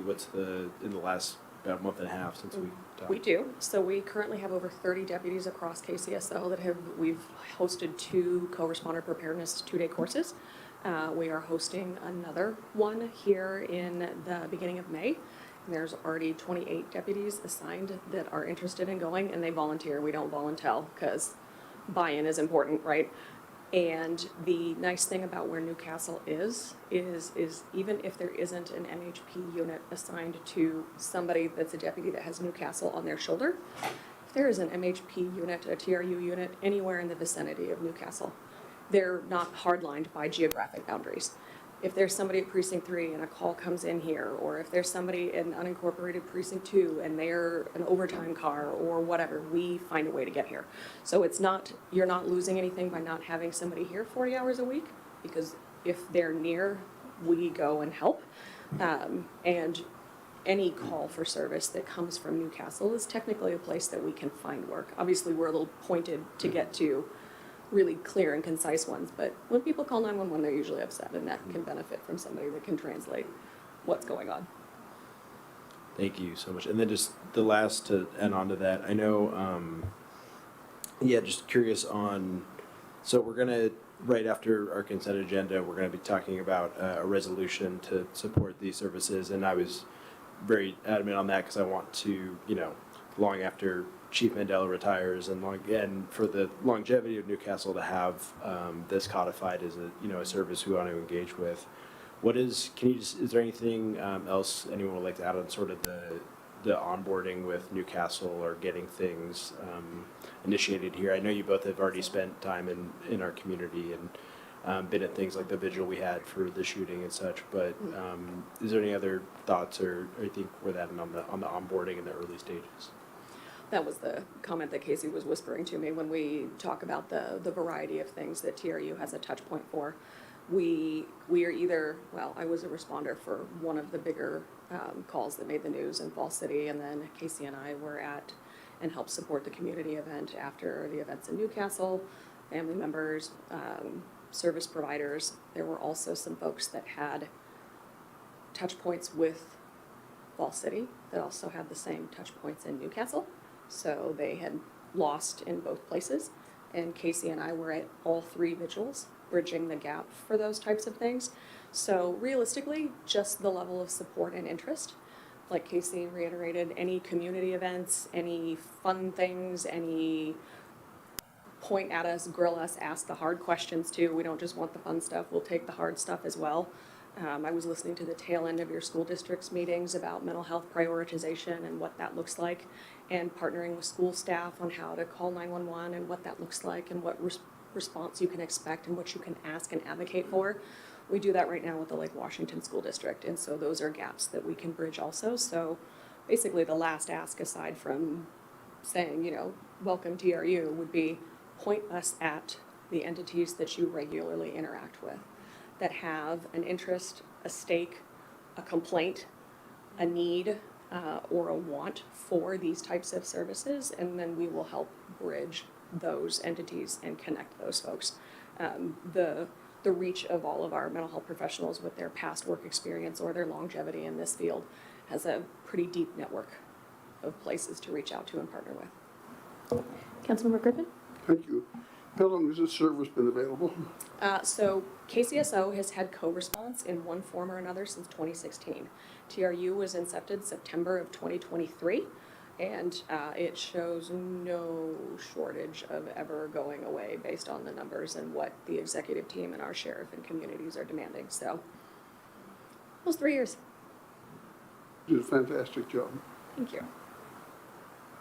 Any other comments or questions? Well, thank you so much. Thank you, Chief.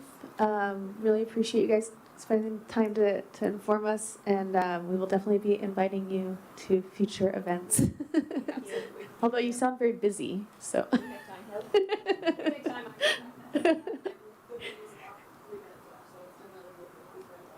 Okay, thank you.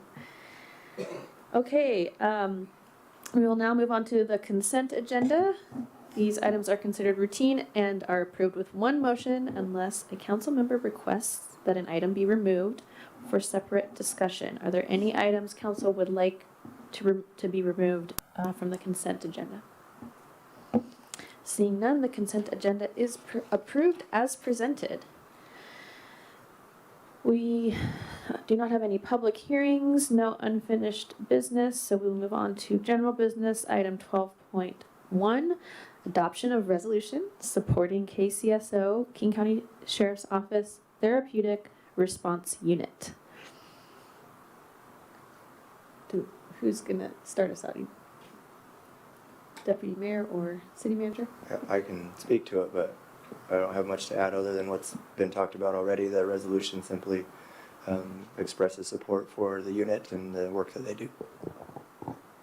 Great. Deputy Mayor Charbonneau? Thank you. Yeah, so this is a, when I was meeting with these folks and Chief Mandel, I asked, what would be helpful for this program, what would be helpful? And they were eager to engage, to their credit, and just something I said, would it be helpful for us to pass a resolution openly supporting your work? Because I want to be supportive and be helpful. And they said yes, absolutely. And looking at it as something for the longevity of the city, I think it's a really great thing. This has been on our strategic plan as a city for at least the last couple of years. And we sort of scheduled it as something we wanted to look at. We weren't quite sure what the realities were, but this is making good on that strategic plan we put forward and looking at the mental health element of public safety. So I'm happy to facilitate discussion or take questions if there are any before moving into the recommended action. All right. So I move to adopt Resolution 2026-1086 expressing support for the King County Sheriff's Office Therapeutic Response Unit and recognizing its contribution to community safety and behavioral health response as presented. Okay, it's been moved by Deputy Mayor Charbonneau, seconded by Councilmember Villaseñor to adopt Resolution 2026-1086 expressing support for the King County Sheriff's Office Therapeutic Response Unit and recognizing its contribution to community safety and behavioral health response as presented. Any discussion? Yeah, so I would ask, bear with me here. I think this is it's a service that doesn't cost any dollars. It's seems like a great, we had a great presentation. It's been off and running, but this is something that I think objectively, we don't know when.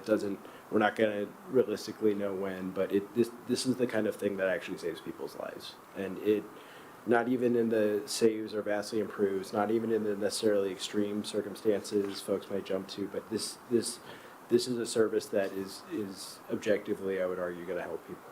And a lot of times it can be the little thing we do of saying, hey, we want this service, hey, we want this to happen, let's get some of our deputies trained up, that makes a huge difference for those, maybe that individual person, right?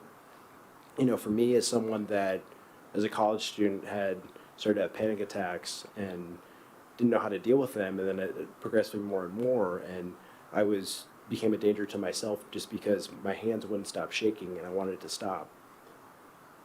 I called 911 to try to get some help, get some relief, and I didn't have access to a service like this.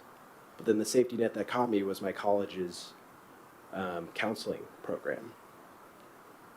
And there are so many different scenarios where this will help the people in our communities. So I guess for me, that feels very passionate about it, and my ask for the other people up here is plugging this, right? I've talked about having a resource page on our website about this. I'd love to have it as a section at our town hall and just engaging with these folks, because these are not going to always be things that we see, but they're going to be things that will drastically help people, will probably, I guarantee, at some point save someone's life. And I think it's important to talk about. I think it's important to elevate, and that's why I want to pull it out and spend extra time talking about it. I really appreciate you all engaging with me on this, because I've something I wanted to do for a long time. So thank you.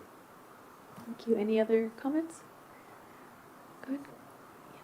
Just want to say thank you again for coming out. In my initial comment tonight, I did make mention that I think that public safety is a team game, and this is a perfect example of how a community can come together to support different crises as they come up. And I think this is, if any role that we can play as a city council is to promote awareness. Just the simple fact that people know that this type of service is available or might respond to a situation that they might be involved in, I think would make them feel better. I think that's, part of, the sort of the warm blanket that public safety, should be. And so thank you for what you do. And it was educational for me, and I really appreciate it. Thank you. Councilmember Burford. I just want to say thank you so much for your presentation, even without any PowerPoint. Really, really precise, really informative. Kudos to all you do. I really hope more people know about that. So that's why we as City Council, we advocate and we fully support what you, mental health truly matters. As a teacher, I deal with students with mental health issue every day. I really appreciate all you do. Thank you. All right, seeing no other hands, we will bring it to a vote. So does anyone need me to repeat the motion? All right, all in favor, please say aye. Aye. Any opposed? Motion carries 7-0. Thank you so much. Okay, moving on to item 12.2, direction for emergency backup power. City Manager Pingle. Thank you, Mayor. City Council, this is a continuation from our last meeting discussing the generators and emergency backup power for the community, whether that belongs here at City Hall or whether we should try to partner with another entity. And so we took from that discussion and provided these 3 options for your consideration. The first one being continuing with our current trajectory as far as establishing a generator here at City Hall, small but focusing it on the 2nd floor, so a smaller permanent generator. And so we have some costs for that in front of you, along with the things that are assumed into the cost, along with some consideration for the council. So that first option is to do a smaller than we bid out previously permanent generator. That would bring us a little under $600,000. The second option would be a trailer mounted or a portable generator, and that would be about $400,000. And then the third option would be the changing our strategy to partner. So the cost of that is unknown just because we have to figure out who that partner is, work with them as far as the process for getting a generator designed for that facility, and then negotiating or coming to some agreement on the share of costs. What we would like to point out, we've discussed the issue of keeping the City Hall servers and communication equipment up and running with our IT company, and he provided some quotes for us as far as really bolstering the backup power here for our servers, along with then the connection from here to the annex. And so not without sales tax. We say $40,000 because kind of the quote before sales tax was $30,000 for bolstering the power here, an additional $3,000 to $5,000 for then connecting that with the annex, and then plus sales tax. And so that's where we come up with the $40,000 for doing that. And so that would get us about 4 days of backup power for the specific to our computer servers and communications equipment here, primarily so that staff could work from here, but we could also work remotely and still have access to the servers and be able to remote into our city system. Okay, any questions or comments? Councilmember Jacobs? Scott, City Manager Pingle, was that a fourth option that you mentioned with keeping the City Hall and the annex functioning? So that would be, we want to do that no matter what option you pick, as far as bolstering our battery backup. So we would, with the cost of that, we think that's a pretty low cost for what it provides us. Regardless of the way the City Council wants to go, we'd love to get that authorization to go after that $40,000 and bolster that as quickly as possible. Councilmember Villasenor. Thank you. The bolstering of the local power is an exciting development. I think that basically handles the biggest chunk of what I consider the typical case, the 2-day power outage, whatnot. I sent an email to the city manager about this thought about a trailer-mounted portable generator, and just in the fact that, number one, it would reduce the overall cost of the project, and number two, it would provide us a nimble solution. So, I think they're still going through what it might take to outfit City Hall and the annex with the proper connections and all the kind of things that would require the local buildings would require for them to run the generator. But having a transportable generator, number one, lets us move it. So even if we had an extended outage that went beyond, you get 4 days of local power or so until you have to engage a generator, which means that generator might be used at the annex to charge equipment or do whatever it needs to do, or it can go out into the field, depending upon where the need is. So I think the option of a portable solution that gives us, utility. And the value's in the utility, right? If the generator is mounted to this building, it only helps this building. If we have a solution that goes places, well, it goes to where the trouble is, right? It can be used by Public Works in other ways as well, if they need power out in the field to do projects. So I think that going with something like that makes a lot more sense to me. And again, I certainly support any local upgrades that would increase the power, backup for City Hall. Mayor, I would love to have Director Malcolm just kind of clarify what that option is and what maybe it's not. Great, thank you. Thank you. Hopefully everyone can hear me. Council member, I just wanted to clarify one point. So the approximately $40,000 that City Manager Pingle mentioned would be specific for just the servers, so it wouldn't power the rest of the building. Whereas, again, so that 4 days is strictly for connectivity and not for any other services. So essentially, those would be the only two, that would be the only part of the building that would remain operational. And again, it wouldn't be, the generator, if we wanted any more capabilities to power any, like for example, this room, so we could hold meetings or host people, would require, again, either a permanent or a portable solution. Councilmember Frost Blakely. Thank you. As we've been discussing this issue for a while, I've been thinking about what our goals are, because I don't think we've clearly defined the goals. And so to my mind, I see two primary ones. One would be to provide for the safety, health, and comfort of our residents, citizens here in Newcastle. Two would be to ensure that our staff are also safe and are able to continue to maintain services and provide information to our residents and governmental agencies.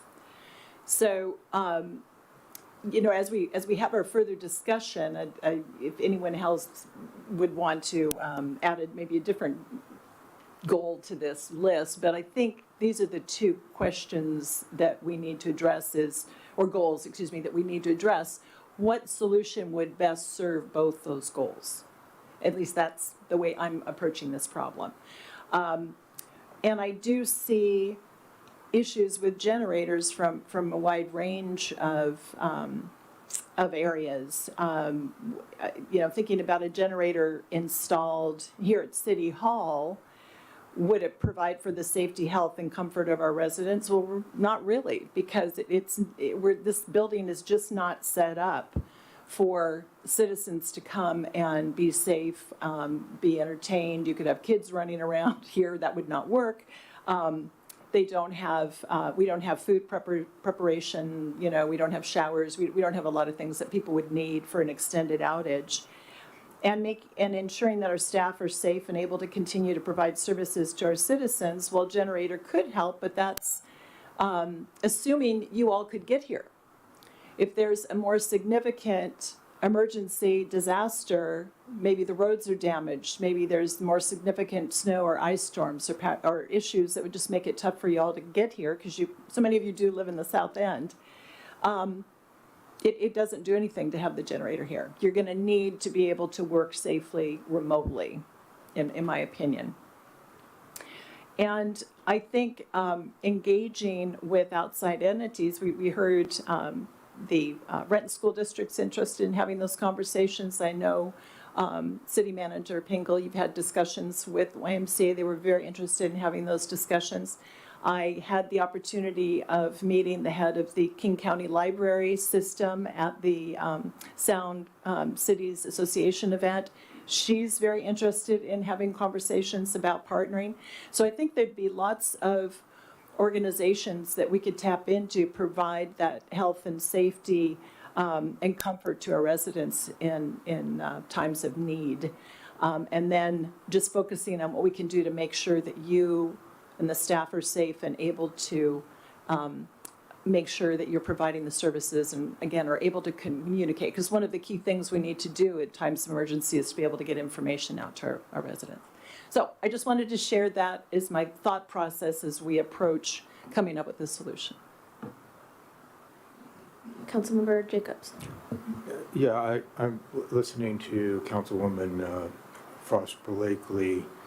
I don't think any of these meet that criteria, quite frankly. If you're not able to get here with a portable generator or a permanent generator or a generator at Risden or whatever, I think what we really have to figure out is we can't use this facility in theory. I mean, everybody seems to understand that we're not set up at City Hall to house a large amount of residents of Newcastle.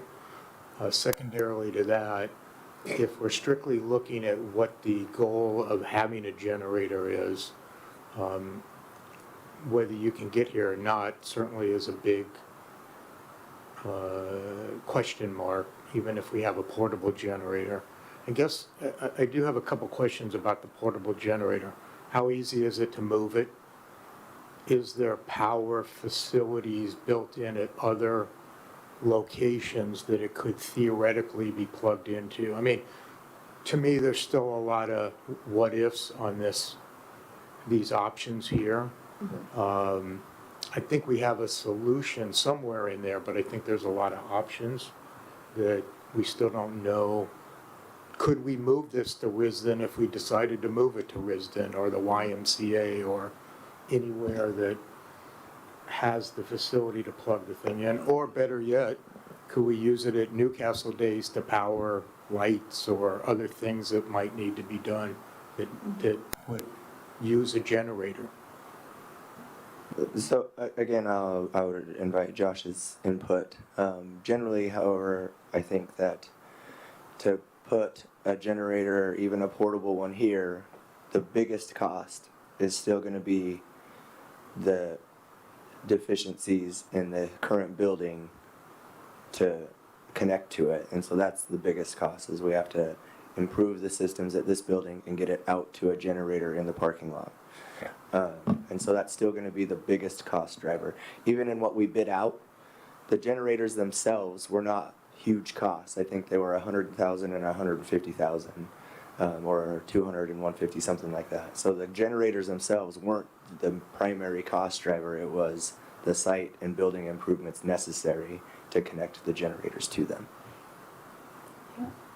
Councilmember or Director Malcolm, did you want to add something? I'm sorry, Mayor. Just a couple. I think to answer Councilmember Jacobs' questions a little bit. So on the, as far as transporting it, a trailer mounted generator, we would be able to hook it up to one of our pieces of equipment so Public Works could move it around. As far as use, and that was one of the things when we were looking at options for a portable generator, is if you do have the right type of connection, for example, at Lake Bourne Park when we're doing Newcastle Days, then certainly it could be used for something like that, or for a concert if the infrastructure is there or is installed. So that's possible. As far as using at other facilities, kind of similar to what City Manager Pingle said earlier, if either the infrastructure is not there, and that's to switch between or to have a dedicated electrical source or panel for backup power, or to switch between commercial and backup power, then it's not going to do any good, because the power is not going to go anywhere. That's part one. Part two is kind of like when we looked at this in kind of a smaller option, you have to make sure you have the right size generator to power the load. So, for example, we're suggesting a 60 kW or 60 kilowatt, generator for this building, and that's based on the load. If we were to take it to a much larger facility, like the YMCA, for example, that may not do very much, because it's a much, the building systems are going to draw a lot more power. It's a lot bigger facility just in square footage, a lot more electrical loads, and that may not be appropriate for that facility. So yes, it could be used other places, but it's not universal, if that makes sense. Thank you. Councilmember Burford? Yeah, so I think, there are options here. I think no matter what options, like between option 1 or 2, and we also really do need to seek partnerships and collaborations, because talking about, we don't know if they can even get here. So utilize the, close proximity, so we can consider this side YMCA, the other side, like we talked about, we just mentioned with the Renton School District, Riston Middle School, and the other school facilities. So I think we should have those agreements in place and have paperwork just for emergency preparedness for this larger community, so they can utilize their resources, which is very close to our residents' families and children and adults alike. So if we have generator here, yeah, everybody already stated, we do not even know whether they can make here or not.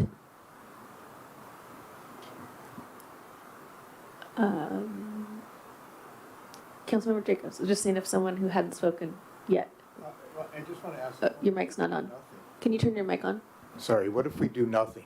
What if we don't put in a generator at all and just upgrade the ability for City Hall and the annex to be serviced remotely during a power outage? Is that an option that can go back on? Yes, option 3. Yeah, we didn't necessarily make that a specific option, but yes, that is an option 4. We would, regardless, we still want to upgrade our battery systems so that we can access and have that communication ability no matter what we decide to do with the generator.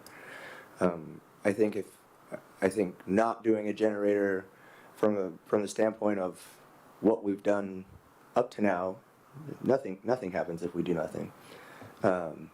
The challenge is how we want to respond when we have that next 4 or 5 day outage. I think from a practical standpoint, we have, I would say, a small number of community members that are looking to City Hall for help in those instances, and so that's kind of where it comes down to what the City Council wants to do as far as addressing those concerns in a multi-day outage, where we do have much more robust resources and whatnot, 5 minutes either direction from where anybody in the city might live. And so community partnerships don't just have to be Newcastle community partnerships. They can also be Renton and Bellevue partnerships as well. Councilmember Frost Blakely. Yes, and I would echo that. I had the pleasure of meeting the mayor of Bellevue at the Sound Cities Association and brought up the topic of emergency management, and he indicated that he would love to talk to us about ways we can collaborate and work out a partnership. And I'm happy to make a motion at this point, or do you want more discussion? Well, I just wanted to put my 2 cents in real quick. I was letting everybody else go first. So I think I'm going to start with the good news of what I'm hearing is that it sounds like the majority of us are supportive of this idea of the battery backup, this 40,000, and I am as well. I think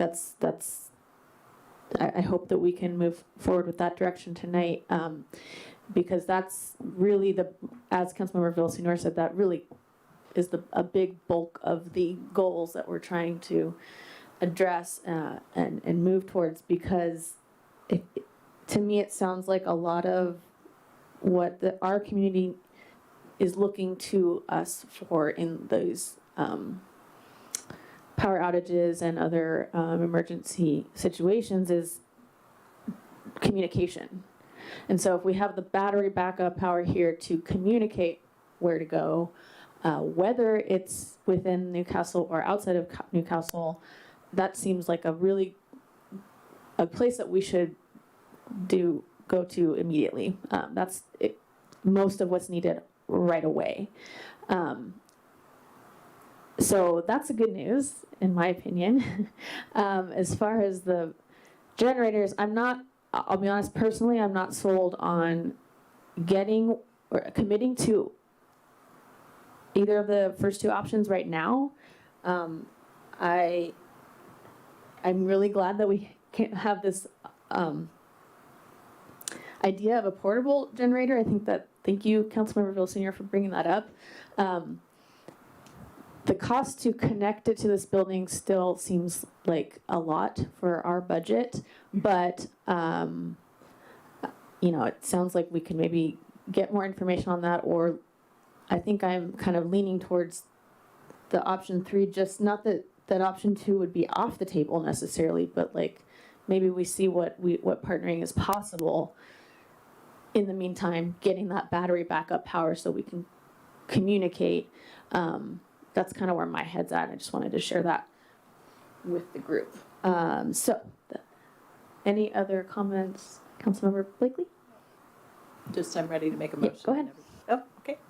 I move to direct the city manager to pursue a partnership for emergency backup power with another community facility and to approve spending up to $40,000 to enhance battery backup systems to provide uninterrupted connectivity at City Hall, the Public Works Annex, and remote users.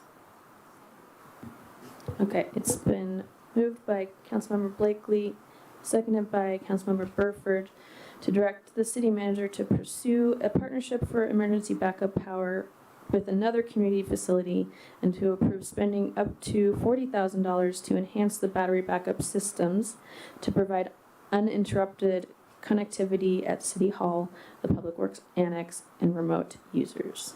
Would you like to speak to your motion, Councilmember Blakely? I would just cite what I said earlier about, I think this is a good solution for achieving the 2 goals that I outlined earlier. That is to make sure we're providing for the safety, health, and comfort of our residents, and 2, to ensure that our staff are also safe and are able to continue to maintain services and provide information to our residents and governmental agencies so they're able to function. And I would say, too, I think we can certainly look at a portable generator down the line and get a little bit more information on that, perhaps for events. But I'd love a comparison between renting for the few days that we need it versus a purchase, because, what do we have? Maybe 2 days in the past 3 years where we might have kicked off the generator, maybe 3 days. And if you look at the cost of a generator and, 2 or 3 days of use over a 2 to 3 year period, it just doesn't seem like a wise use of our dollars, certainly at this time. Councilmember Burford, anything to add? I think Councilmember Frost Blakely said all. I really echo what you said. So that's really achieve our goals, also for our budget as well. Yeah, thank you. Any other comments?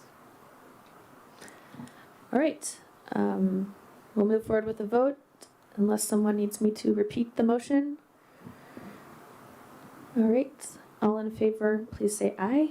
Aye. Any opposed? Motion carries 7-0. Thank you, everybody.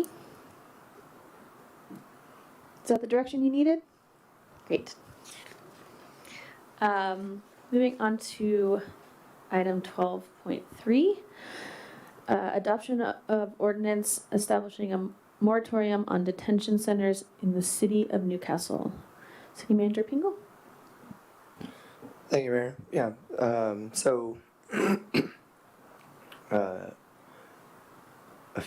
I guess it's been over a month now, several weeks ago, the Department of Homeland Security put out a request for proposals for siting or expanding detention facilities in the Puget Sound area. Several communities around us have decided to put moratoriums on applications for those types of facilities, and so that they have time to consider the impacts and consequences of that. And so as a request from the council to make a similar statement from the city of Newcastle is why this is in front of you.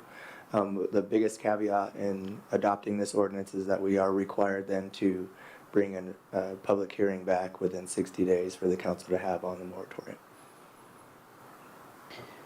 Any questions, comments from the council? Councilmember Blakely? Yes, I'd like to comment that when I attended the iftar this last Saturday night and meeting with the public, members of the Muslim faith and local electeds, the discussion of the negative impact and the trauma that that community is experiencing right now from ICE, it was very moving, very impactful to me.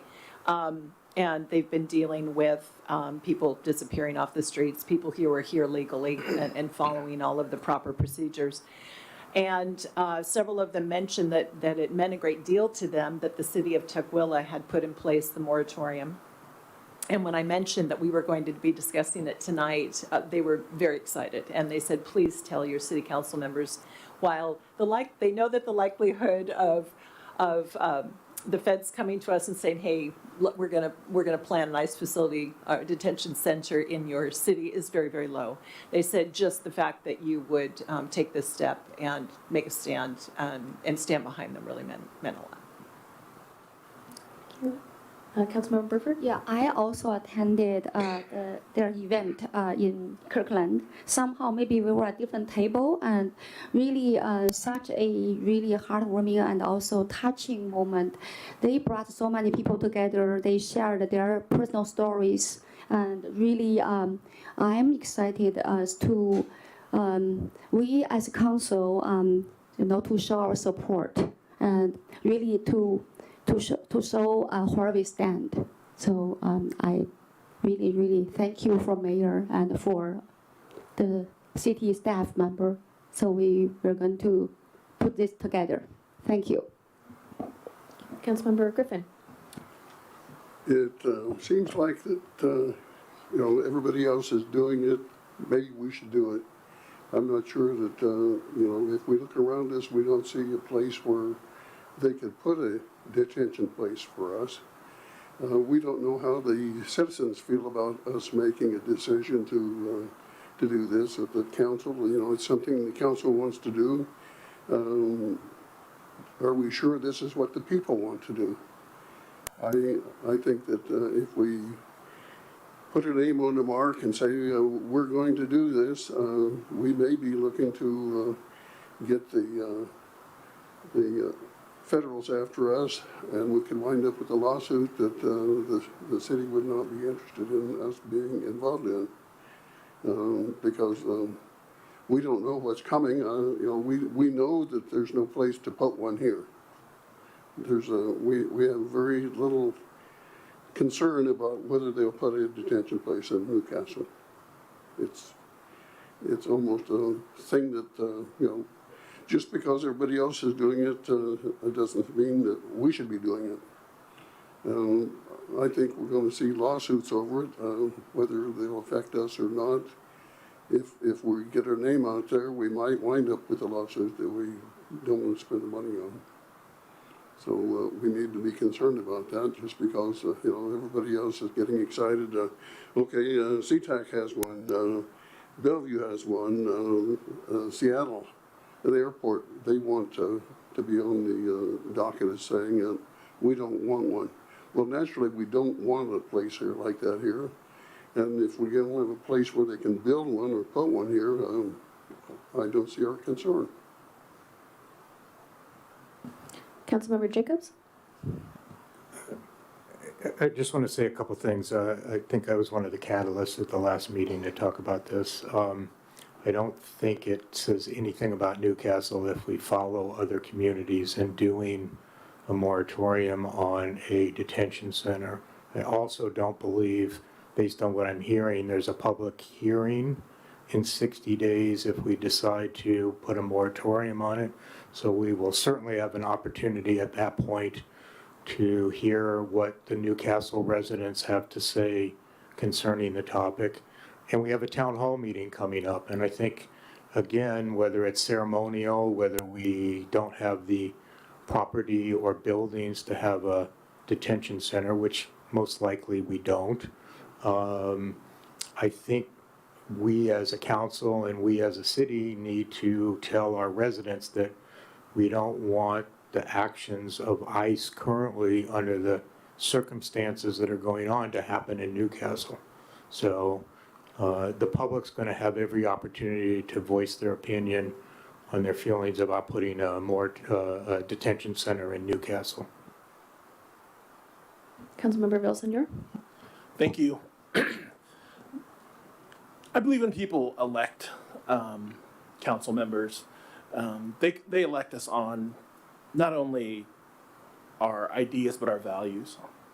And what ICE is doing is in contrary to my values. Regardless of whether or not they would ever build something here isn't the point. The point is I am compelled to say, please stop. And that happens to echo some of our surrounding communities, but by no means are my values based on the fact that Tukwila is doing it, I want to do it. That has no bearing on my desire to pass this moratorium.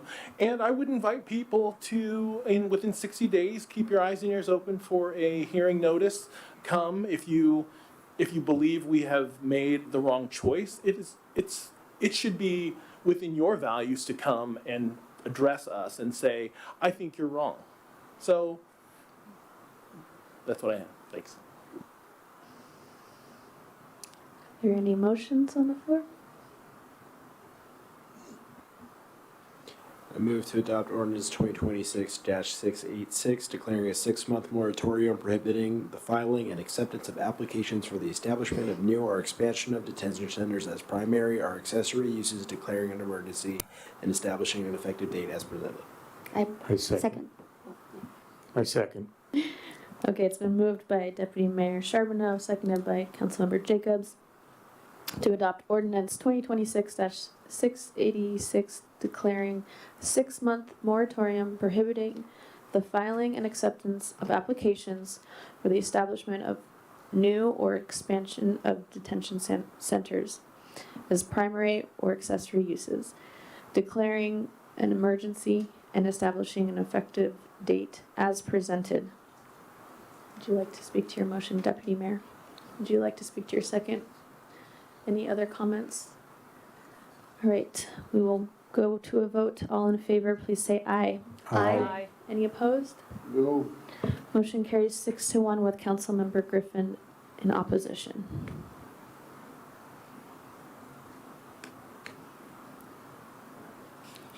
Okay, now we are on to our second public comment. So we will open the second public comment period. When you come to the podium, please state your name and neighborhood for the record. Comments are limited to 3 minutes. Anyone signed up? No sign-ups tonight. Oh, oh, Lindsay was on Zoom. Okay, well then we will close the public comment period.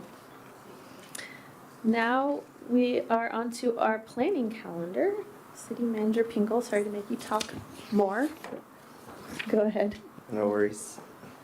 So for the April 7th meeting, we'll plan on a 6 p.m. study session to go through the sustainability model.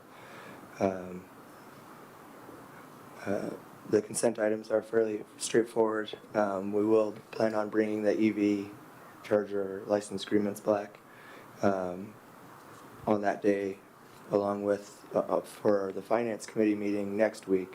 We plan on putting the contracting policy in front of the finance committee to potentially provide a recommendation to the council. If they do that, or whatever form they do that in, we'll plan on putting that on the April 7th meeting as well.